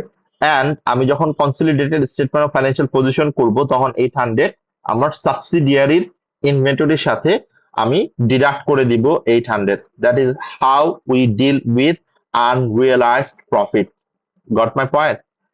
এই পর্যন্ত আমি যতটুকু দেখতে পাইলাম, এর মধ্যে একটা জিনিস একটু আমরা মাথায় রাখি, এই যে 700, এই 700 এর জন্য আলটিমেটলি সাবসিডিয়ারি কোম্পানি কিন্তু এখনো সে কোনো ট্রানজেকশন রেকর্ড করে নাই। সো যেহেতু ট্রানজেকশন রেকর্ড করে নাই, আমরা আমার ইনভেন্টরির সাথে প্লাস করলাম 700, এবং লাট্রি কোম্পানির পেয়েবলও কিন্তু আরো কম দেখাচ্ছে। সো সেক্ষেত্রে তার পেয়েবলটাও কিন্তু আরো 700 প্লাস করে দিতে হবে, কেননা এটা সে ক্রেডিটে পারচেস করেছে তার প্যারেন্ট কোম্পানির কাছ থেকে। সো আমার গুডস ইন ট্রানজিটের ডাবল এন্ট্রি হবে, আমার ইনভেন্টরি বেড়ে যাবে অ্যান্ড পেয়েবল বেড়ে যাবে। যেমন আমার ক্যাশ ইন ট্রানজিটের ক্ষেত্রে আমরা যেটা করতাম, আমি আমার ক্যাশ রিসিভ দেখাতাম, তার মানে আমার ব্যাংক অ্যান্ড ক্যাশ ইকুইভ্যালেন্ট বেড়ে যেত এবং রিসিভেবল কমে যেত। সো সিমিলার অ্যাডজাস্টমেন্ট আমার ডুয়েল এফেক্ট করতে হবে এখানে। আমরা এটাকে বুঝতে পারবো আরো বেটার ওয়েতে যখন নিচের লাইনটা আমরা একটু ভালো করে পড়বো। খেয়াল করে দেখেন, the 31st March 2026 Dargent company showed a receivable due from Latree company 3 million. স্বাভাবিক, ডার্জেন কোম্পানি তার রিসিভেবল হিসেবে দেখাচ্ছে হচ্ছে 3 মিলিয়ন, বাট এই অ্যামাউন্টটা ডিফার্ড করতেছে লাট্রি কোম্পানির রেকর্ডের সাথে। This deferred to the equivalent payable in Latree company's record due to the goods in transit. তাহলে লাট্রি কোম্পানি কতটুকু দেখাচ্ছে? লাট্রি কোম্পানি আলটিমেটলি 3 মিলিয়ন দেখাচ্ছে না, সে দেখাচ্ছে 2.3 million payable to our parent company. তাহলে এই যে 2.3 মিলিয়ন আমার পেয়েবল টু প্যারেন্ট কোম্পানি, সেটা আসলে 2.3 মিলিয়ন হবে না, সেটা বেসিক্যালি হবে হচ্ছে 3 মিলিয়ন। এই 2.3 মিলিয়নের সাথে পেয়েবল আরো 700,000 অ্যাড করতে হবে। অ্যাড করার পর দেন আমার আলটিমেটলি এই ইন্ট্রা গ্রুপ কারেন্ট অ্যাকাউন্ট ব্যালেন্সটাকে বাদ দিয়ে দিতে হবে। এরপরে খেয়াল করে দেখেন, এই যে লাইনটাও আমাকে বলছে, এই লাইনটা আমাকে না বললেও কিন্তু আমরা এই কাজটাই করতাম। সেটা কি? The intra group reconciliation should be achieved by assuming that Latree company had received the goods in transit before the year end. তার মানে এই কথাটা যদি আমাকে নাও বলতো, তাও কিন্তু আমি আমার এই Intra group goods in transit receive করে ফেলছে সাবসিডিয়ারি কোম্পানি, সেটা ধরে আমরা করতাম। খেয়াল করে দেখেন, আমরা কারেন্ট অ্যাকাউন্ট ব্যালেন্সটা দেখাই।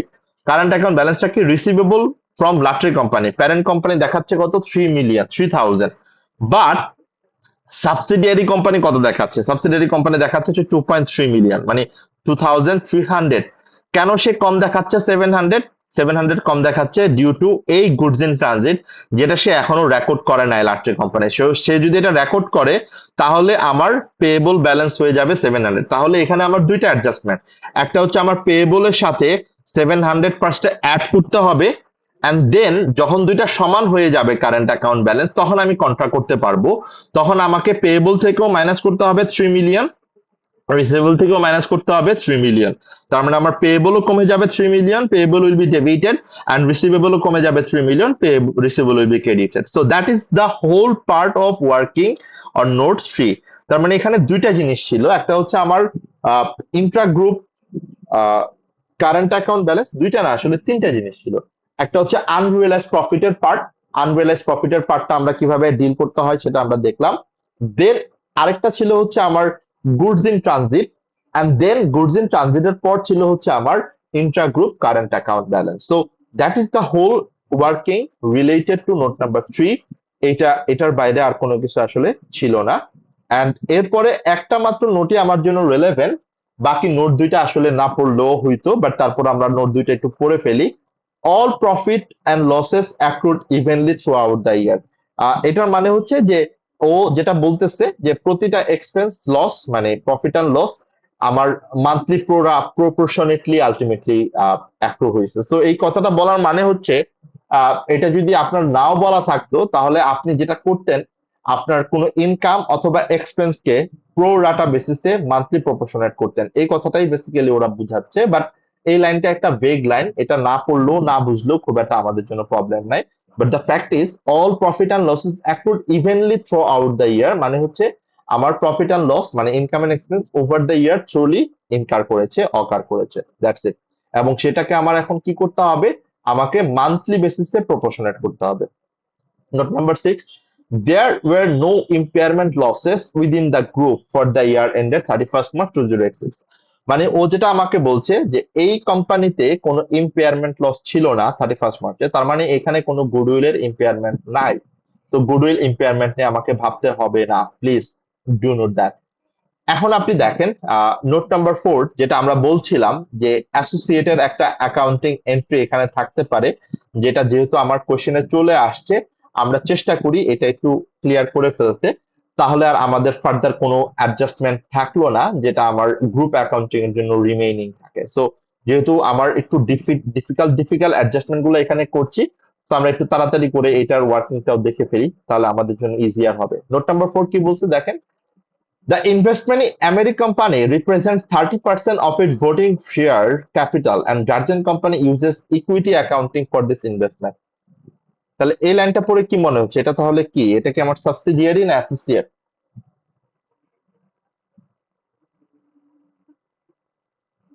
Guys, Sir, associate. Associate. So investment in associate যদি থাকে, আমরা কি বলেছিলাম, ইনভেস্টমেন্ট ইন অ্যাসোসিয়েট যদি থাকে, ইনভেস্টমেন্ট ইন অ্যাসোসিয়েট এন্টিটি, সেটা কিভাবে, মোর দেন 20% but less than 50% of equity shares. ওকে, যদি থাকে তাহলে এটাকে আমরা বলি অ্যাসোসিয়েট এন্টিটি। এবং এই অ্যাসোসিয়েট এন্টিটির জন্য আমার কোন আইএস অ্যাপ্লিকেবল, আইএস 28। এবং এই আইএস 28 এর আমার কোন মেথডটা আমরা ফলো করি, ইকুইটি মেথড। ওকে, এই কথাটা এখানে আমাকে বলা হচ্ছে। সো আমরা লাইনগুলো পড়ে ফেলি, মানে অ্যাডজাস্টমেন্টটা পড়ে ফেলি, তারপরে আমরা আমাদের ইকুইটি মেথড কিভাবে করতে হয়, সেটার ওয়ার্কিংটা কিভাবে করতে হয় সেটা আমরা দেখানোর চেষ্টা করব। American company's profit for the year ended 31st March 2026 was 6 million, and American company paid total dividend during the year end 31st March 2026 of 2 million. তার মানে হচ্ছে প্রফিট হচ্ছে 6 মিলিয়ন আর্ন করেছে আমেরিকান কোম্পানি, যার 30% আমি পাবো।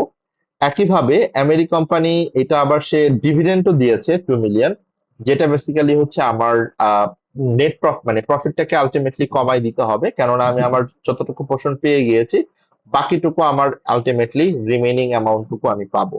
Darjan company has recorded its share of the dividend received from American company in the investment income and cash. তার মানে ও এটাকে ইনভেস্টমেন্ট ইনকাম হিসেবে দেখাইছে, সেটাকে সে দেখাতে পারবে না। সেটাকে কিভাবে দেখাবে সেটা আমরা এখন কথা বলবো। সো সেটা বলার আগে আমরা একটা ছোট জিনিস একটু মাথায় রাখবো। এই জিনিসটা আমরা চেষ্টা করব যদি কোনো অ্যাসোসিয়েটেড ট্রিটমেন্ট আসে, সেই অ্যাসোসিয়েটেড ট্রিটমেন্টের আমার অ্যাডজাস্টমেন্টটা করার ক্ষেত্রে এটা মনে রাখতে, মাথায় রাখতে। সেটা কি, যখনই আমার কোনো ইনভেস্টমেন্ট ইন অ্যাসোসিয়েট থাকবে, ইনভেস্টমেন্ট ইন অ্যাসোসিয়েটের কোনো অ্যাডজাস্টমেন্ট যদি আমার কোশ্চেনে বলে, সেই ক্ষেত্রে আমার এই ইনভেস্টমেন্ট ইন অ্যাসোসিয়েট মানে হচ্ছে ইকুইটি মেথডে আমার দুইটা জিনিস আলটিমেটলি কনসিডার করতে হবে। একটা হচ্ছে for consolidated statement of financial position আমার কি অ্যামাউন্ট হবে, আরেকটা হচ্ছে for consolidated statement of profit or লসে আমরা আসলে কিভাবে প্রেজেন্ট করব। কনসলিডেটেড স্টেটমেন্ট অফ ফাইন্যান্সিয়াল পজিশনে আমার একটা লাইন আইটেম হিসেবে closing carrying value of investment in associate, okay, in one line separately in the non-current asset part, ওকে। তার মানে হচ্ছে আমার যখনই ইনভেস্টমেন্ট ইন অ্যাসোসিয়েটের কোনো কিছু আসবে, তখনই আমার ইনভেস্টমেন্ট ইন অ্যাসোসিয়েটের আমার যে অ্যামাউন্টটা আমি দেখব, সেই অ্যামাউন্টটাতে আমার দুইটা কনসিডারেশন আমাকে রাখতে হবে। একটা হচ্ছে আমার কনসলিডেটেড স্টেটমেন্ট অফ ফাইন্যান্সিয়াল পজিশনে আমার অ্যামাউন্টটা কত হবে, কনসলিডেটেড স্টেটমেন্ট অফ ফাইন্যান্সিয়াল পজিশনের জন্য আমার অ্যামাউন্টটা কত, সেটা যেটা আমি আমার নন কারেন্ট অ্যাসেট হিসেবে আমি আমার কনসলিডেটেড স্টেটমেন্ট অফ ফাইন্যান্সিয়াল পজিশনে দেখাবো, এইটা একটা। আরেকটা হচ্ছে এইটার consolidated statement of profit or লসের অ্যামাউন্টটা কি হবে। So consolidated statement of profit or লসে share of post acquisition profit from associate, say for example 30%, okay. তার মানে আমার অ্যাসোসিয়েটের কতটুকু প্রফিট আমি পাবো, সেই অ্যাসোসিয়েটের যতটুকু প্রফিট আমি পাবো, ততটুকু প্রফিট অ্যামাউন্ট আমাকে ultimately consolidated statement of profit or লসে দেখাতে হবে। and that is our whole part of investment in associate. তো আমি যখন ইনভেস্টমেন্ট ইন অ্যাসোসিয়েটটা করব, প্লিজ ট্রাই টু আন্ডারস্ট্যান্ড এই ইনভেস্টমেন্ট ইন অ্যাসোসিয়েটের ক্ষেত্রে আমাকে এই দুইটা জিনিস মাথায় রাখতেই হবে, যে আমি আমার কনসলিডেটেড স্টেটমেন্ট অফ ফাইন্যান্সিয়াল পজিশনে কত টাকা রাখবো এবং consolidated statement of profit or loss আমি কত টাকা রাখবো, ওকে। এখন আপনি যদি একটু খেয়াল করে দেখেন যে কনসলিডেটেড স্টেটমেন্ট অফ ফাইন্যান্সিয়াল পজিশনের জন্য আমি যে অ্যামাউন্টটা রাখবো, সেটার জন্য আমাকে আলটিমেটলি ক্যারিং ভ্যালুটা বের করতে হবে। এই ক্যারিং ভ্যালু বের করার মেথডটাকে আমরা বলি ইকুইটি মেথড, IS 28। এই ক্যারিং ভ্যালুটা আমরা ঠিক যে মেথডে বের করি, সেই মেথডটাকে আমরা বলতেছি equity method. So equity method আমি যখন করব, সো ইকুইটি মেথড করার ক্ষেত্রে আমাকে আলটিমেটলি এই অ্যামাউন্টটা কনসিডারেশন করতে হবে। সো আমি একটু এখান থেকে যাই একটা একটা করে। সেটা হচ্ছে এই ইনভেস্টমেন্ট ইন সাবসিডিয়ারির ইকুইটি মেথডের ফর্মুলাটা কি। Investment in subsidiary, it is simple like একটা ইনভেস্টমেন্টের ক্যারিং ভ্যালু বের করার মতো। হ্যাঁ, ফার্স্টে আমার আসবে ইনভেস্টমেন্ট কস্ট, আমি কত টাকা দিয়ে আমার অ্যাসোসিয়েটকে অ্যাকোয়ার করেছি, ইনভেস্টমেন্ট কস্ট। আমি এই প্রত্যেকটা ডাবল এন্ট্রি এটা আবার নিচে নিচে দেখাই দিব আপনাদেরকে, তাহলে আপনাদের জন্য ইজি হবে, okay. Add share of post acquisition profit excluding dividend. যদি আমি ডিভিডেন্ড পেয়ে যাই তাহলে সেটা আমাকে এখান থেকে বাদ দিয়ে দিতে হবে, মানে আমার ডিভিডেন্ডটুকু বাদ দিয়ে বাকিটুকুর উপর আমার share of post acquisition profit আসবে। এরপরে আমরা থাকবে যদি কোনো less share of impairment loss, if any, যদি কোনো ইম্পেয়ারমেন্ট লস থাকে, আমি যে ইনভেস্টমেন্টটা করলাম সেই ইনভেস্টমেন্টে যদি কোনো ইম্পেয়ারমেন্ট লস হয়ে যায়,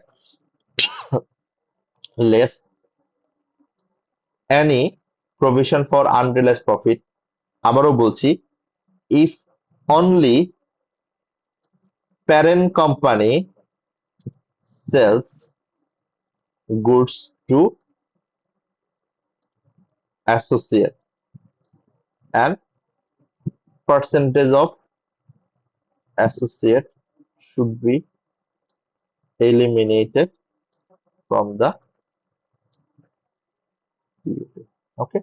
তার মানে আমি যদি একটা একটা করে এখন আসি, ফার্স্টে আমরা আসি ইনভেস্টমেন্ট ইন সাবসিডিয়ারি, সরি আমি এখানে ভুল লিখেছি, ইনভেস্টমেন্ট সাবসিডিয়ারি লিখতে লিখতে ইনভেস্টমেন্ট কস্ট ইন অ্যাসোসিয়েট। এই যে ইনভেস্টমেন্ট কস্ট ইন অ্যাসোসিয়েট, আমি যদি এখন এটা ডাবল এন্ট্রি আপনাকে জিজ্ঞেস করি, তাহলে এটা ডাবল এন্ট্রি কি হবে? এটা ডাবল এন্ট্রি হবে হচ্ছে investment in associate debit bank credit.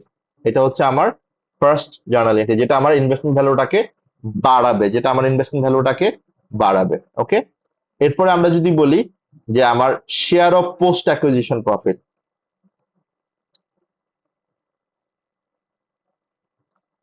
এটা ডাবল এন্ট্রি আমার কি হবে? এটা ডাবল এন্ট্রি হবে হচ্ছে আমার investment in associate debit group retain earnings credit. এই যে ইনভেস্টমেন্ট ইন অ্যাসোসিয়েট ডেবিট, এটা আমার ইনভেস্টমেন্ট অ্যাসোসিয়েট কে বাড়াবে। এরপরে যদি কোনো ডিভিডেন্ড পেয়ে যাই, এনি ডিভিডেন্ড রিসিপ্ট,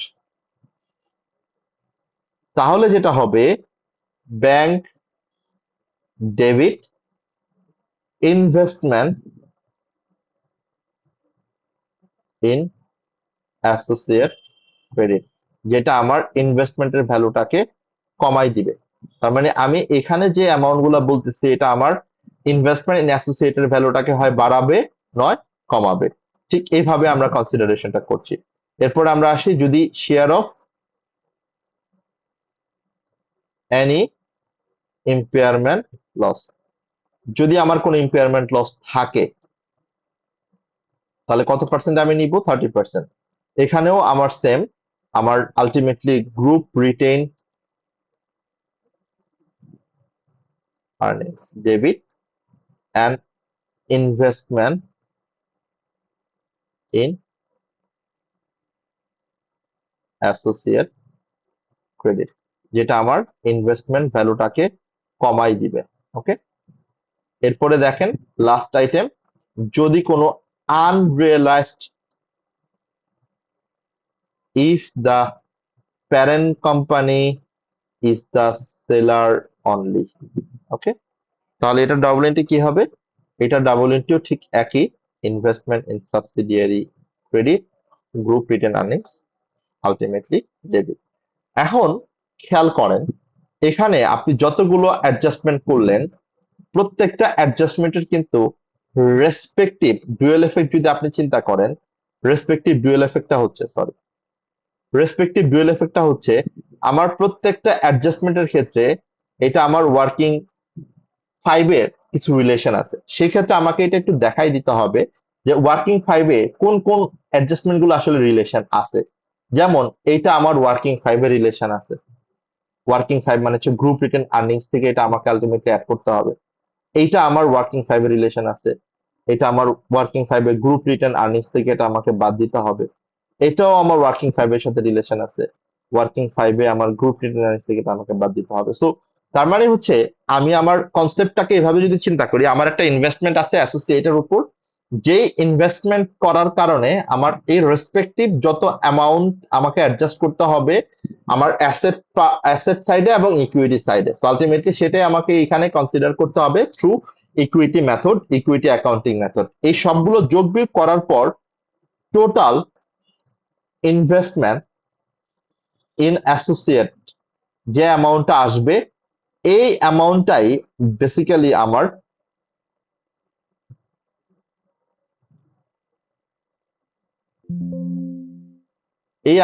বেসিক্যালি আমার কনসলিডেটেড স্টেটমেন্ট অফ ফাইন্যান্সিয়াল পজিশনে নন কারেন্ট অ্যাসেট হিসেবে ইনভেস্টমেন্ট ইন অ্যাসোসিয়েট হিসাবে চলে আসবে। আমি কি কথাটা বুঝাতে পারলাম? তার মানে আপনি যদি এখান থেকে একটা জিনিস খেয়াল করেন, আমার IAS 28 এর টোটাল ক্যালকুলেশনের পার্ট আমি এখানে নিয়ে আসলাম, বাট এখান থেকে আমার শুধু এই পার্টিকুলার অ্যাডজাস্টমেন্টটুকু করতে, খেয়াল করেন, এই পার্টিকুলার অ্যাডজাস্টমেন্টটুকু করতে আমার আসলে কি দরকার? আমার বেশি কিছু কিন্তু দরকার নেই। আমার ফার্স্টে দরকার হচ্ছে ও কত টাকা দিয়ে অ্যাকোয়ার করেছিল ওকে, মানে ও কত টাকা দিয়ে ইনভেস্ট করেছিল, ইনভেস্টমেন্ট সাবসিডিয়ারি কত অ্যাসেট কত ছিল, 4500। তাহলে এখানে আমার ফার্স্টে আসবে ইনভেস্টমেন্ট কস্ট 4500 গেল। এই 4500 এর পর আর কি অ্যাডজাস্টমেন্ট আছে? Share of post acquisition profit. Share of post acquisition profit ও কত পাবে খেয়াল করে দেখেন তো, ও কি বলছে share of post acquisition profit? ও অ্যাকোয়ার করছিল কবে? 1 এপ্রিলে ওকে। তাহলে share of post acquisition profit আপনি যদি এখানে দেখেন আলটিমেটলি কত ছিল?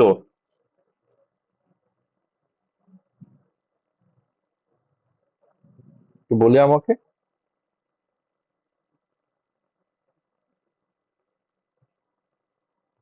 কত? 6 মিলিয়ন। যেখান থেকে ও ডিভিডেন্ড পেয়ে গেছে 2 মিলিয়ন, তার মানে হচ্ছে 6,000 মাইনাস 2,000। এটার কত পার্সেন্ট সে পাবে? 30% পাবে সে। সরি,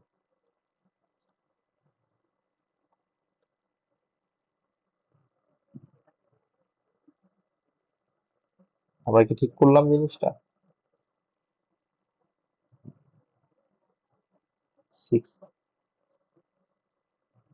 2,200 দিয়েছি এখানে। I think that's fine. তাহলে এখন আপনি আমাকে বলেন যে আলটিমেটলি আর কোন অ্যাডজাস্টমেন্ট কি এখানে ছিল কিনা আমাদের অ্যাসোসিয়েটের জন্য? আমার ইম্পেয়ারমেন্টের কথা বলে নাই, আনরিয়ালাইজ প্রফিটের কথা বলে নাই। তাহলে এখন আপনি আমাকে বলেন যে এই জায়গাটা থেকে এই অ্যামাউন্টটা যাবে আমার কনসলিডেটেড স্টেটমেন্ট অফ ফাইন্যান্সিয়াল পজিশনে 5,700, আর এই যে share of post acquisition profit এটা আমার যাবে হচ্ছে ওয়ার্কিং 5 এ গ্রুপ রিটেন আর্নিংস এর সাথে আমাকে অ্যাড করে দিতে হবে। এই মেথডটাকে আমরা বলি ইকুইটি মেথড। এখান থেকে আপনাকে যদি ডাবল এন্ট্রির কথা বলে সেটাও আপনি করতে পারবেন। এখান থেকে যদি আপনাকে অ্যামাউন্ট কতটুকু স্টেটমেন্ট অফ ফাইন্যান্সিয়াল পজিশনে যাবে সেটাও আপনি করতে পারবেন। কতটুকু স্টেটমেন্ট অফ প্রফিট অ্যান্ড লসে যাবে সেটাও, যেমন আমার স্টেটমেন্ট অফ প্রফিট অ্যান্ড লসে যাবে হচ্ছে 1,200, right? So that is how you will record your investment in associate. আমাদের যদি কারো কোনো কনফিউশন থাকে প্লিজ লেট মি নো।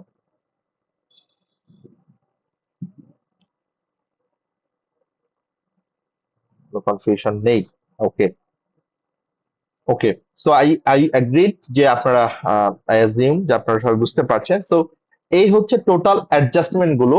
এখন আমি যদি এই অ্যাডজাস্টমেন্ট গুলোর আলটিমেটলি ওয়ার্কিং গুলো একটু কমপ্লিট করে ফেলি তাহলে কিন্তু আমাদের ম্যাক্সিমাম কাজ ডান। সেই ক্ষেত্রে শুধু আমাদের লাস্ট ক্লাসের জন্য কনসলিডেটেড স্টেটমেন্ট অফ প্রফিট আর লসটা আমি আহ, আজকে হয়তোবা বেসিক টেকনিক নিয়ে কথা বলবো, বাট হোপফুলি আজকে আর প্রিপারেশন করা যাবে না, বাট লেটস সি, যদি আমরা time pi of course I will try. যেহেতু রমজান মাস একটু অল্প অল্প করে পড়াটাই ভালো, এবং সেই ক্ষেত্রে একটু ব্রেক নিয়ে পড়াটা ভালো।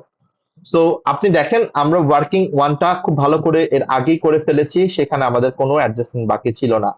ওয়ার্কিং টু তে আমার কি কি থাকবে? শেয়ার ক্যাপিটাল আমার 20,000, রিটেন আর্নিংস এটা আমাকে বের করে নিতে হবে। আমরা বলেছিলাম রিটেন আর্নিংস রিপোর্টিং ডেটে কত দেওয়া আছে সেটা আমরা জানি।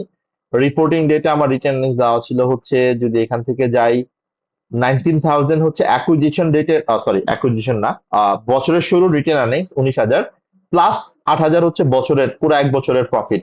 যে কথাটা ওরা এখানে বলছে, এই লাইনটার জন্যই ওরা এই পয়েন্টটা বলছিল যে through out the year accrued করতে হবে ইভেনলি, মানে আমার ইকুয়ালি ধরতে হবে। মানে এই যে 19,000 প্লাস 8,000 দুইটা যদি আমি যোগ করি তাহলে হচ্ছে 27,000, যেটা আমার রিপোর্টিং ডেটে রিটেন আর্নিংস। ওকে, তাহলে রিপোর্টিং ডেটে যদি রিটেন আর্নিংস পাই, আমার এখন অ্যাকুইজিশন ডেটের রিটেন আর্নিংস কি আমি বের করতে পারবো না এখান থেকে? দেখেন তো, আপনারা একটু বের করেন তো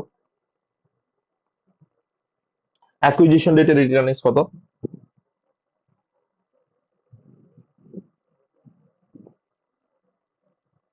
পারবো আমরা?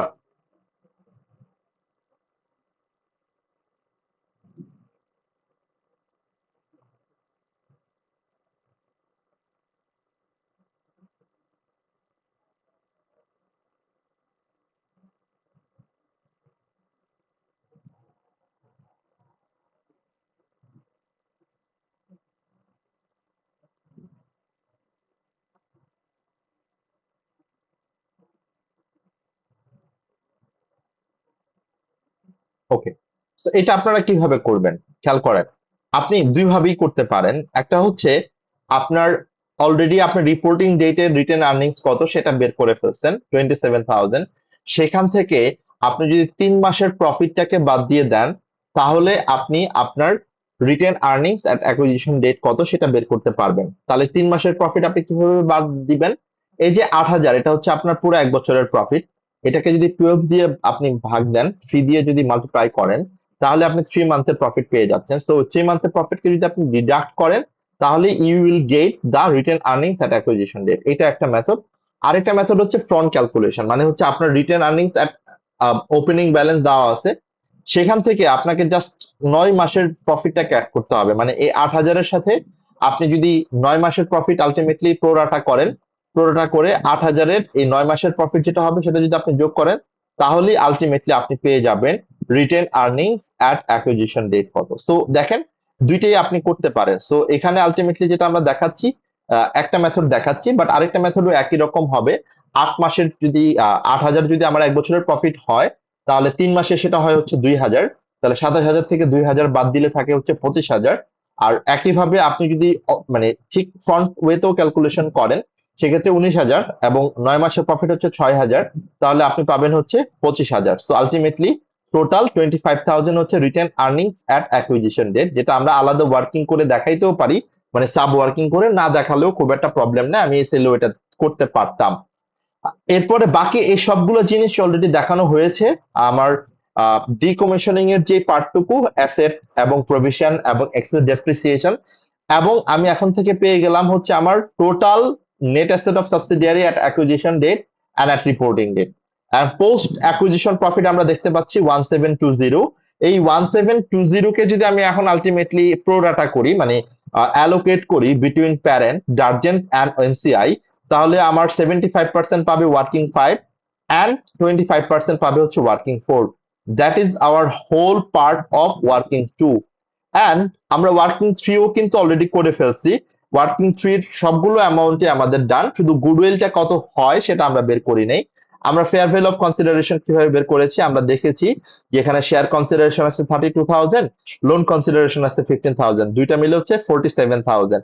নন কন্ট্রোলিং ইন্টারেস্ট কিভাবে আসছে, আমার 5,000 ইন্টু 1.8, এই দুইটা মিলে বেসিক্যালি আমার যেটা আসে সেখান থেকে আমার net asset of subsidiary at acquisition ডেটটা আমি বাদ দিব, তাহলে আমি পেয়ে যাব goodwill at acquisition date.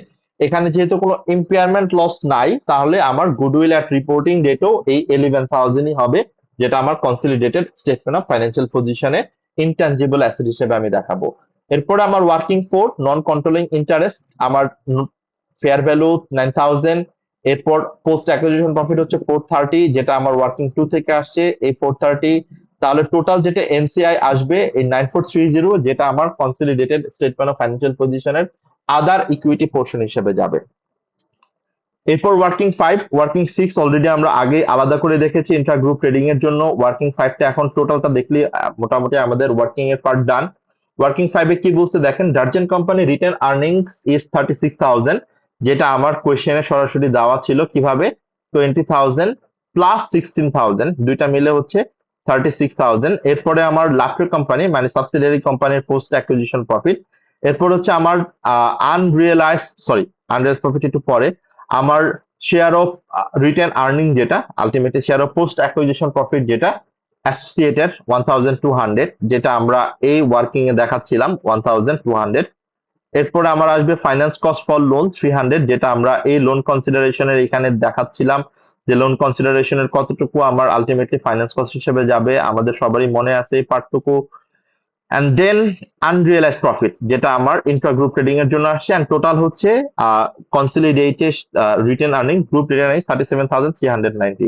And এটাকে যদি আমরা এখন প্রেজেন্টেশনে নিয়ে আসি, প্রেজেন্টেশনে আনলে আলটিমেটলি আমাদের আর কোনো কিছু বাকি থাকে না, সবকিছু আমাদের ডান। জাস্ট আমার প্রেজেন্টেশনটা আমরা এখান থেকে দেখবো, এবং সাথে আমরা মার্কিং স্কিমটা একটু দেখবো যে আসলে কোনটার জন্য কত মার্ক আমরা এখানে দেওয়া হচ্ছে। তো আপনি যদি একটু দেখেন কোনটার জন্য কত মার্ক এখানে আছে, প্রপার্টি প্ল্যান্ট এন্ড ইকুইপমেন্টের জন্য 2 মার্ক, যেটা আমার জাস্ট লাইন বাই লাইন আমাকে অ্যাড করে দিতে হবে। সেটার সাথে দুইটা অ্যাডজাস্টমেন্ট আমার আসবে, একটা হচ্ছে আমার ওই এনভায়রনমেন্টাল প্রভিশন এবং সেটার এক্সেস ডেপ্রিসিয়েশনটা। এরপর গুডউইল ইনট্যানজিবল অ্যাসেট হিসেবে আসবে ইনভেস্টমেন্ট অ্যাসোসিয়েট, যেটা আমরা ওয়ার্কিং আলাদা করে দেখাচ্ছিলাম, সেটা 5,700 একটা লাইন আইটেম হিসেবে ইনভেস্টমেন্ট অ্যাসোসিয়েট হিসেবে আসবে, এটার জন্য 1 মার্ক অ্যালোকেশন ছিল। কারেন্ট অ্যাসেটের মধ্যে আমার ইনভেন্টরির সাথে অ্যাডজাস্টমেন্ট আছে, আমরা জানি এখানে ইন্টার গ্রুপ কারেন্ট অ্যাকাউন্ট ব্যালেন্সও ছিল, সেটাও আমরা জানি, এবং এখানে আলটিমেটলি একটা গুডস ইন ট্রানজিট ছিল। রিসিভেবল আমরা ইন্ট্রাগ্রুপ কারেন্ট অ্যাকাউন্ট ব্যালেন্স 3000 বাদ দিয়ে দিব, ব্যাংক অ্যাকাউন্টের সাথে কোনো অ্যাডজাস্টমেন্ট ছিল না, এই জন্য এটার জন্য 0.5 জাস্ট আপনি বসাইতে পারছেন, 0.5 পেয়ে গেছেন।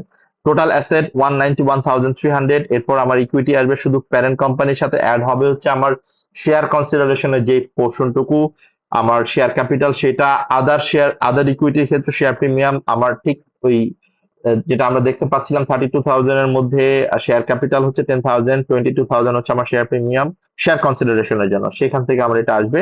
Group retained earning, then NCI and then non current liabilities মধ্যে আমরা দেখতে পাচ্ছি দুইটা লোন ছিল, একটা হচ্ছে 5,000 যেটা সরাসরি দেওয়া ছিল কোয়েশ্চেনে 5,000, সাথে আমার লোন কনসিডারেশন 15,000, দুইটা মিলে হচ্ছে total loan $20,000।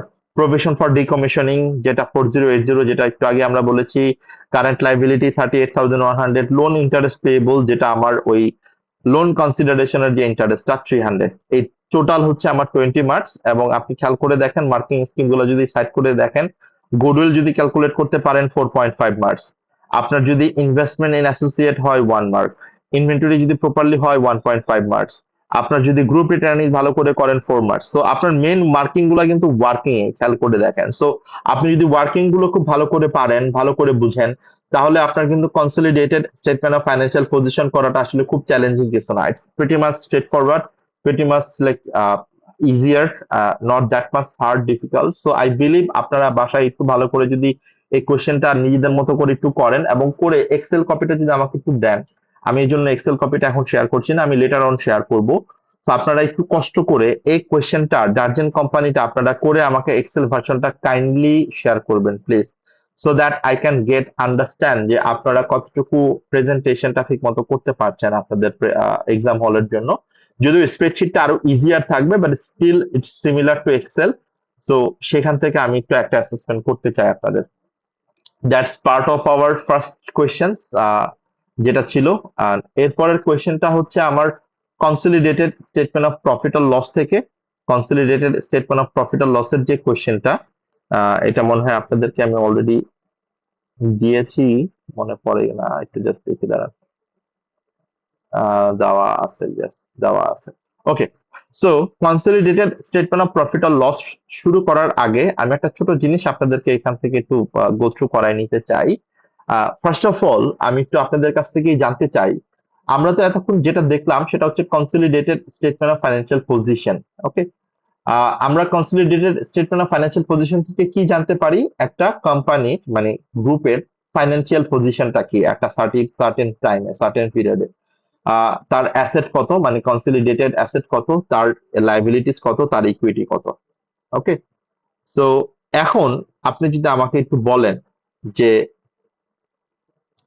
Ultimately consolidated statement of profit or loss, consolidated statement of profit or loss এইটা আলটিমেটলি আমার জন্য কি প্রেজেন্ট করে, consolidated statement of profit or loss আমার জন্য আসলে কি প্রেজেন্ট করবে, ফাইন্যান্সিয়াল পজিশন না financial performance?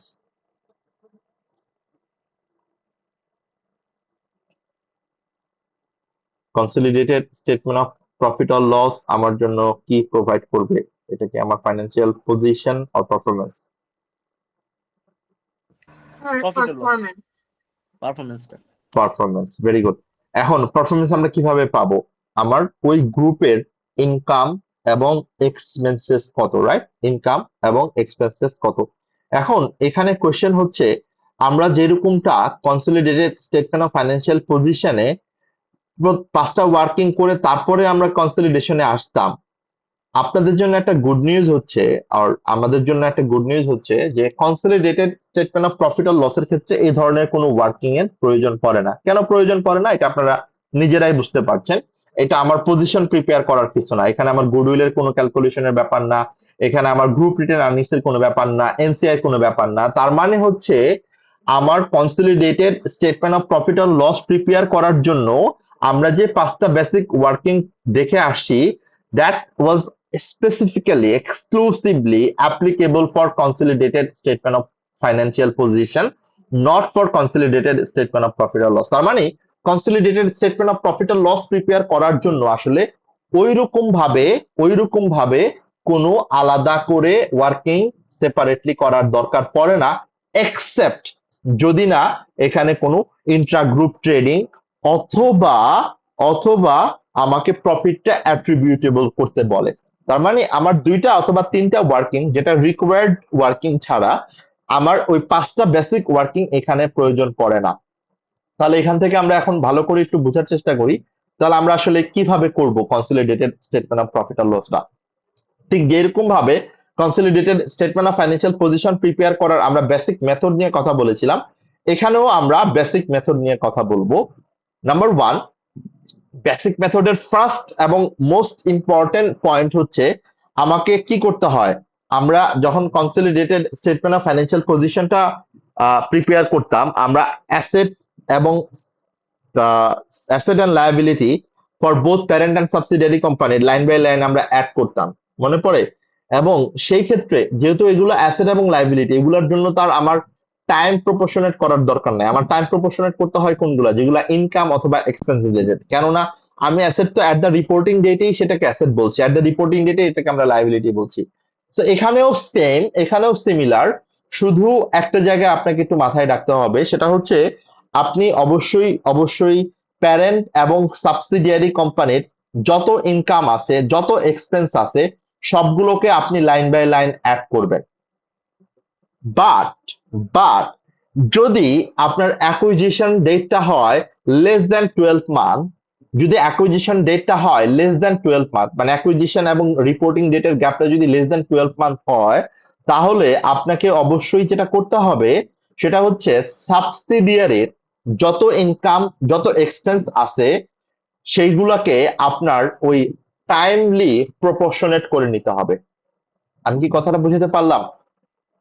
Simple basic method হচ্ছে আমার consolidated statement of profit or loss prepare করার জন্য যত income and expense of parent and subsidiaries আমি লাইন বাই লাইন অ্যাড করব।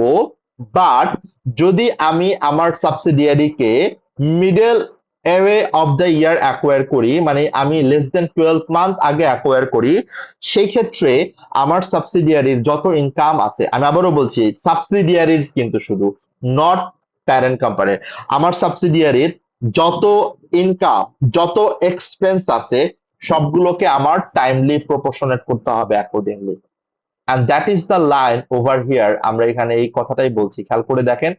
all income and expenses of parent company and subsidiary company should be added line by line. Revenue, cost of sales, operating expense, admin expense, finance cost, tax, all income and expenses should be added line by line. But if the acquisition occurred between of the year or middle of the year, then the income and expenses of subsidiary company should be timely proportionate accordingly. কথাটা কি আমরা clearly বুঝতে পারছি, নাকি আরেকটু repeat করতে হবে?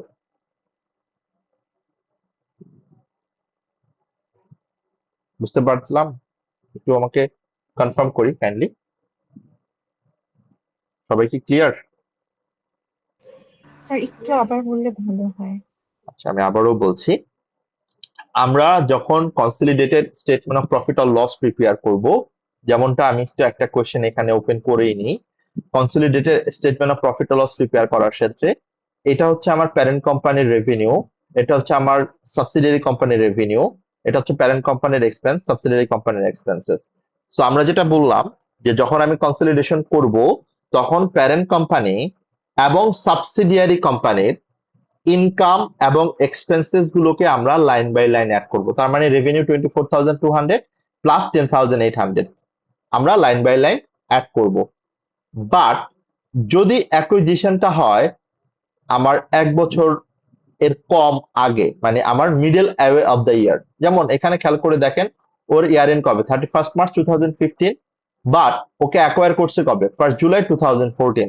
তাহলে খেয়াল করে দেখেন তো কতদিন আগে অ্যাকোয়ার করেছে, July, August, September, October, November, December, January, February, March.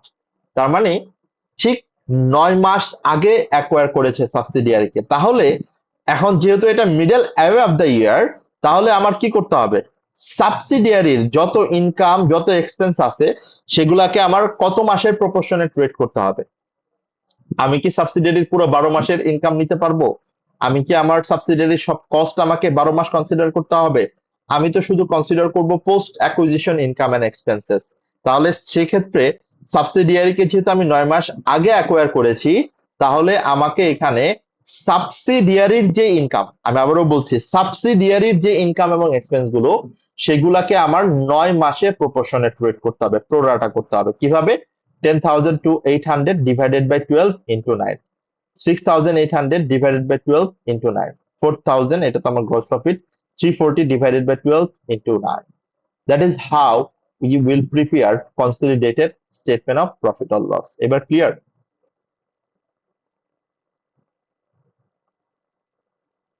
Guys, clear to you guys? Yes. Ma'am. I don't think কোনো প্রবলেম থাকার কথা। ওকে ওকে, ভাই এখন এটা আমরা ক্লিয়ার যে আমার রোজায় ধরছে। ওকে, রোজায় ধরছে।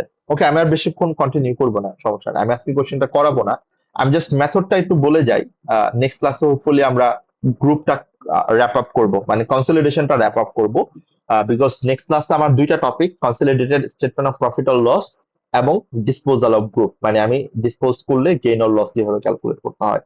এটা ছাড়া আর কিছু আমরা নেক্সট ক্লাসে কভার করবো না। সো হোপফুলি নেক্সট ক্লাসে আমরা গ্রুপ অ্যাকাউন্টিংটা শেষ করবো, and then we will start our ratio analysis এর ওই জায়গাটাতে চলে যাব। তাহলে স্টেপ 1 ক্লিয়ার। স্টেপ 2 হচ্ছে, আমরা কি জানি যদি কোনো ইন্ট্রা গ্রুপ ট্রেডিং থাকে, ইন্ট্রা গ্রুপ ট্রেডিং আমরা কি করি? ইন্ট্রা গ্রুপ ট্রেডিংটাকে আমরা কনসিডার করি না এলিমিনেট করি? Intra group eliminate trading. করি। সো eliminate যদি কোনো ইন্ট্রা গ্রুপ ট্রেডিং থাকে, তাহলে এটা আমাকে কি করতে হবে? এলিমিনেট করতে হবে। তাহলে খেয়াল করে দেখেন, যদি প্যারেন্ট কোম্পানি সাবসিডিয়ারি কোম্পানিকে কোনো গুড সেল করে, তার মানে এটা প্যারেন্ট কোম্পানি তার রেভিনিউ হিসেবে দেখাইছে।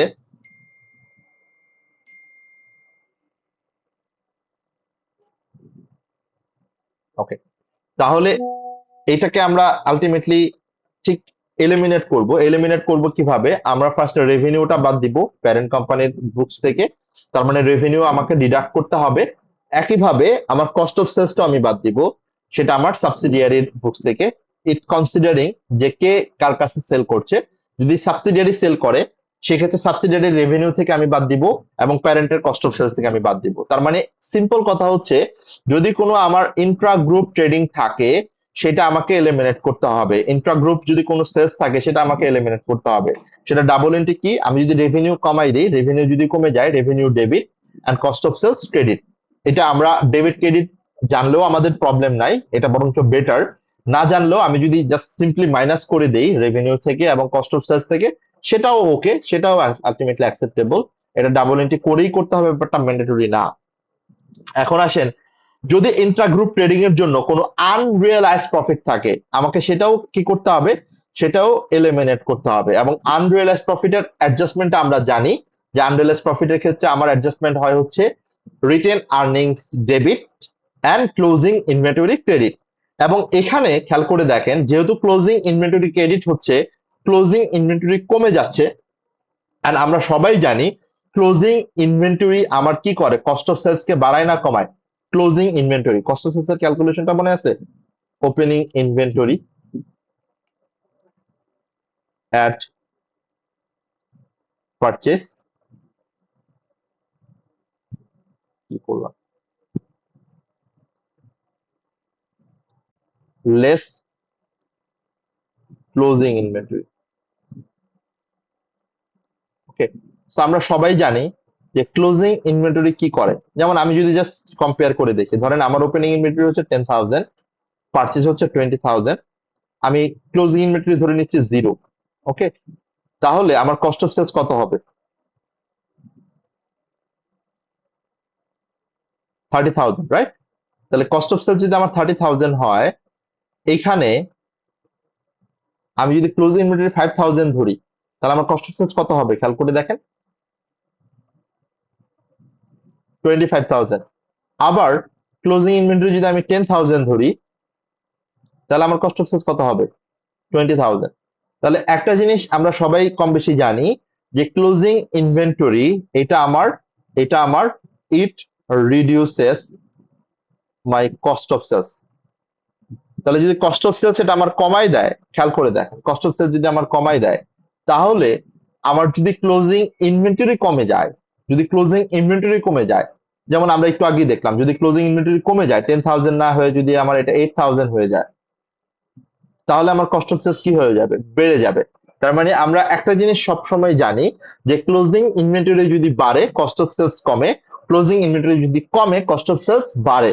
তাহলে যে আনরিয়েলাইজ প্রফিট যেটা আসবে, এই আনরিয়েলাইজ প্রফিটের জন্য ক্লোজিং ইনভেন্টরি যেহেতু আমার কমে যাচ্ছে, তাহলে এটা আমার কস্ট অফ সেলস কে বাড়াই দিবে, and that is the reason এটা আমার গ্রুপ রিটার্নসটা কমে যায়। So you have to understand the logic. তার মানে আমার যদি কোনো ইন্ট্রা গ্রুপ ট্রেডিং থাকে অ্যাবসলিউটলি সেম, আমরা ঠিক আগেও ঠিক যেভাবে ইন্টারগ্রুপ ট্রেডিং কে এলিমিনেট করতাম এখানেও সেম, যদি কোনো ইন্টারগ্রুপ ট্রেডিং থাকে আমাকে কি করতে হবে? ইন্টারগ্রুপ ট্রেডিংটা এলিমিনেট করতে হবে, এবং এলিমিনেট করার টেকনিক হচ্ছে আমাকে রেভিনিউ থেকেও বাদ দিতে হবে, কস্ট অফ সেলস থেকেও বাদ দিতে হবে। And for any intergroup trading যদি কোনো আনরিয়েলাইজ প্রফিট থাকে, সেই আনরিয়েলাইজ প্রফিটের জন্য আমার ultimately cost of sales for reducing closing inventory, cost of sales আমাকে বাড়াই দিতে হবে। That is process 2, step 2, method 2। তার মানে নাম্বার 1 ছিল income expense line by line আমি অ্যাড করব যদি আমি সাবসিডিয়ারিকে 1 বছরের কম অ্যাকোয়ার করি, মানে 1 বছরের কম আগে যদি আমি অ্যাকোয়ার করি, তাহলে আমার সাবসিডিয়ারির যত ইনকাম আছে যত এক্সপেন্স আছে আমি মান্থলি প্রপোর্শনেট রেট করব। নাম্বার 2 হচ্ছে all type of intra group trading and unrealise profit আমাকে এলিমিনেট করতে হবে। এন্ড নাম্বার 3, এইটা আপনাদের জন্য এতটা ইম্পর্টেন্ট যে অনেক সময় এটা কোশ্চেন সেকশন এ অথবা বি তেও চলে আসে। সেটা কিভাবে আসে? আপনাদের যদি কোশ্চেনে কনসলিডেটেড স্টেটমেন্ট অফ প্রফিট আর লস প্রিপেয়ার করতে বলে, যদিও এখন খুব একটা এখানে বলবে না যদি এসবিআইও আপনারা পান, বাট এফআরও যদি আসে, সেই ক্ষেত্রে এই পোর্শনটুকু যদি আপনাকে প্রিপেয়ার করতে বলে তাও আপনাকে করতে হবে, প্রিপেয়ার করতে না বললেও আপনাকে প্রিপেয়ার করতে হবে। মানে এই ওয়ার্কিংটুকু যদি আপনাকে করতে বলে তাও আপনাকে অবশ্যই করে দিতে হবে, আপনাকে না বললেও করে দিতে হবে। So ultimately this is a mandatory adjustment working that you have to calculate, that you have to prepare, you have to allocate। ঠিক আমরা যেটা ওয়ার্কিং টুতে করতাম যে অ্যালোকেশন দা রিটেন আর্নিংস, মানে পোস্ট অ্যাকুইজিশন প্রফিট। সো এখানেও ঠিক সেম, আমরা এখানে একটু ডিফারেন্ট ভাবে করব। সেটা কিভাবে? আমরা যেহেতু আমার মানে ইনকাম এবং এক্সপেন্স গুলাকে লাইন বাই লাইন অ্যাড করছি, সো সেই ক্ষেত্রে আমরা এই অ্যালোকেশনটা করব শুধু সাবসিডিয়ারির যে প্রফিটটা আছে। তার মানে আমরা এখানে নিব সাবসিডিয়ারির যে প্রফিটটুকু আছে, আমার এই স্টেটমেন্ট অফ প্রফিট আর লসে সাবসিডিয়ারি যে প্রফিট আফটার ট্যাক্স আছে 2400, এই 2400 তো পুরোটাই প্যারেন্ট পাবে না, এটার মধ্যে প্যারেন্ট পাবে হচ্ছে যত পার্সেন্ট সে কন্ট্রোল করে, সে ফর এক্সাম্পল 80%, বাকিটুকু আমার এনসিআই কে দিয়ে দিতে হবে। এখন এনসিআই কে আমি কোন প্রফিটের ভাগটা দিব? আমি তার প্যারেন্টের ভাগটা আমি এনসিআই কে দেই না, আমি এনসিআই কে দিই হচ্ছে সাবসিডিয়ারির যে পোস্ট অ্যাকুইজিশন প্রফিট সেটা। তার মানে আমাকে এখন কি করতে হবে? এই প্রফিটটুকু থেকে সাবসিডিয়ারির যে পোস্ট অ্যাকুইজিশন প্রফিট, অ্যাট্রিবিউটেবল প্রফিট, সেটা আমাকে বের করতে হবে। সেটা বের করার পর দেন আমি আমার এই অ্যাট্রিবিউটেবল প্রফিটটাকেই অ্যালোকেট করতে হবে between parent and NCI, non controlling interest. সেটার একটা ফর্মুলা আছে, এই ফর্মুলাটা আপনারা একটু দেখেন, তাহলেই আই থিঙ্ক আপনারা রিলেট করতে পারবেন। এবং অফকোর্স নেক্সট ক্লাসে আমরা এটার ওয়ার্কিংটা দেখাবো, ফর্মুলাটা দেখাবো। সেটা কিভাবে? Profit after tax of subsidiary, এই যে এইটা profit after tax of subsidiary 2400। Then excess depreciation for fair value adjustment. এই যে আমরা একটু আগে একটা কোশ্চেন করলাম না যে সাবসিডিয়ারির যদি কোনো ফেয়ার ভ্যালু অ্যাডজাস্টমেন্ট থাকে, সেই ক্ষেত্রে এটার জন্য যদি কোনো এক্সেস ডেপ্রিসিয়েশন আপনাকে চার্জ করতে হয়, সেই এক্সেস ডেপ্রিসিয়েশন পোর্শনটুকু আমার কিন্তু এই প্রফিটের সাথে বাদ দেওয়া নাই, কেননা এখানে কিন্তু আমার ওই অ্যাকুইজিশন ডেটের যে অ্যাডজাস্টমেন্টটুকু সেটা কিন্তু আসে নাই ফেয়ার ভ্যালু অ্যাডজাস্টমেন্টটা, তাহলে আমাকে কি করতে হবে? এইটুকু বাদ দিতে হবে। দেন আমার ইম্পেয়ারমেন্ট অফ গুডউইল, যদি আমার কোনো ইম্পেয়ারমেন্ট থাকে সেটাও কিন্তু আমার এখানে আসে নাই, তাহলে এটাও আমাকে কি করতে হবে? ইম্পেয়ারমেন্টটা বাদ দিতে হবে। অ্যান্ড অফকোর্স যদি সাবসিডিয়ারি কোনো আমার আনরিয়েলাইজ প্রফিট থাকে, যদি এবং এটা যদি সাবসিডিয়ারি সেল করে, তার মানে এই দুটো হচ্ছে আমরা কনসলিডেশনের যেরকম ওয়ার্কিং টুতে যে অ্যাডজাস্টমেন্ট গুলা করি, অনলি ওয়ার্কিং টুতে যদি অ্যাডজাস্টমেন্ট গুলো আসে সেটাই একমাত্র আমার এখানে কনসিডার করতে হবে, আমাকে ডিডাক্ট করতে হবে from the subsidiary's profit after tax 2400 থেকে। শুধু একটা জিনিস আসবে, ইম্পেয়ারমেন্ট লস, যদি আমার কোয়েশ্চেনে ইম্পেয়ারমেন্ট লস থাকে সাবসিডিয়ারির, সেটা আমাকে বাদ দিতে হবে। বাদ দেওয়ার পর দেন যে প্রফিটটুকু থাকবে সেই প্রফিটটুকু আমাকে অ্যাট্রিবিউট করতে হবে অ্যামং প্যারেন্ট, মানে হচ্ছে যতটুকু আমার প্যারেন্ট পাবে 80% and NCI non controlling interest যত পার্সেন্ট 20%। এই হচ্ছে বেসিক্যালি আমার 3 number adjustment, that is profit attributable. আমি আবারও বলছি, এই প্রফিট অ্যাট্রিবিউটেবলটা যদি আপনাকে কোশ্চেনে করতে বলে তাও আপনি করবেন, কোশ্চেন যদি না বলে তাও আপনাকে করে দিতে হবে। যেমন এখানে খেয়াল করে দেখেন, আমাকে কিন্তু কোশ্চেনে সরাসরি বলে দিছে 4 নম্বর নোটে এটা আমাকে করতে হবে। এই জন্য আমরা প্রফিট অ্যাট্রিবিউটেবলটা কিন্তু আলাদা করে এখানে সেপারেটলি দেখাইছি। এটা আমরা নেক্সট ক্লাসে ইনশাল্লাহ দেখবো ইন ডিটেলসে, নো ওরিস। আমরা আগামী ক্লাসে ইনশাল্লাহ কনসিডারেশনটা র্যাপ আপ করতে পারবো with proper understanding of consolidated statement of profit আর লস। সো আপনাদের জন্য আমার কাছ থেকে একটা ছোট রিকোয়েস্ট থাকবে, আমরা এই যে কথাটুকু বললাম এতক্ষণ কনসলিডেটেড স্টেটমেন্ট অফ প্রফিট আর লস করার যে 3টা basic method, number 1 income expense line by line add করা এবং প্রপোর্শনেট করা, নাম্বার 2 ইন্টারগ্রুপ ট্রেডিং এলিমিনেট করা, নাম্বার 3 অ্যাট্রিবিউট করা বিটুইন প্যারেন্ট এবং এনসিআই। প্লিজ প্লিজ প্লিজ এই জিনিসটা একটু ভালো করে দেখবেন। আমি এটার এক্সেল দিয়ে রাখতেছি আপনাদের জাস্ট এইটুকু দেখার জন্য, বাট ওয়ার্কিং এর জন্য আমি নেক্সট ক্লাসে এটার ডিটেলস আপনাদেরকে দেখাবো এবং নেক্সট ক্লাসে হোপফুলি এটার আপনার গুডউইলটা আপনাদের থেকেও আমি রিকোয়েস্ট করব ক্যালকুলেট করার জন্য। সো যদি পসিবল হয় এটার গুডউইল ক্যালকুলেশনটা কিভাবে করে মানে করতে হয় এবং কিভাবে করেছে ওরা, সেটা আপনারা এখান থেকে কাইন্ডলি দেখবেন এবং আমাকে যদি কোনো প্রবলেম হয় জানাবেন। অ্যান্ড আমার নেক্সট ক্লাসের প্ল্যান আমি আবারও বলে দিচ্ছি, কনসলিডেটেড স্টেটমেন্ট অফ প্রফিট আর লস খুব বেশি আসে না, এই কারণে এই কোশ্চেন রিসেন্টলিও আপনি পাবেন না, এটা অনেক আগের একটা কোশ্চেন। সো এই কোশ্চেনটা করলেই আমাদের understanding will be enough for consolidated statement of profit আর লস। বাট আরেকটা ইম্পর্টেন্ট টপিক বাকি রয়ে যায়, সেটা হচ্ছে গ্রুপ ডিসপোজাল, যেটা আমার রিসেন্টলি অ্যাড হয়েছে ফাইন্যান্সিয়াল রিপোর্টিং পেপারে। সো এখান থেকে গেইন অর লসটা কিভাবে ক্যালকুলেট করতে হয় এটা আমরা নেক্সট ক্লাসে ইনশাল্লাহ দেখবো। অ্যান্ড এটা শেষ করার পর আমরা রেশিওতে চলে যাব। অ্যান্ড রেশিওটা আপনাদের জন্য অনেক ইম্পর্টেন্ট একটা পার্ট, যেটা আমরা সবাই জানি রেশিও অ্যানালাইসিস থেকে একটা কোশ্চেন থাকবেই মাস্ট। সো সেই জায়গাটা থেকে 20 মার্কের একটা কোশ্চেন রেশিও থেকে আপনারা পাবেন, আইদার এটা গ্রুপ থেকে আসবে অর সিঙ্গেল এন্ট্রি থেকে আসবে। সো আমি আপনাদেরকে যে রেশিও গুলো দেখাবো that is applicable only for group accounting, কারণ সিঙ্গেল এন্টিটি পার্টটা ফাহিম স্যার যেটা করে আসতেছেন সেটা গ্রাজুয়ালি আপনাদের শেষ হইতে থাকবে। So that's all for today. If you have any queries or concern or questions, please let me know. Otherwise, আজকের জন্য আমরা টাটা বাই বাই হয়ে যাই।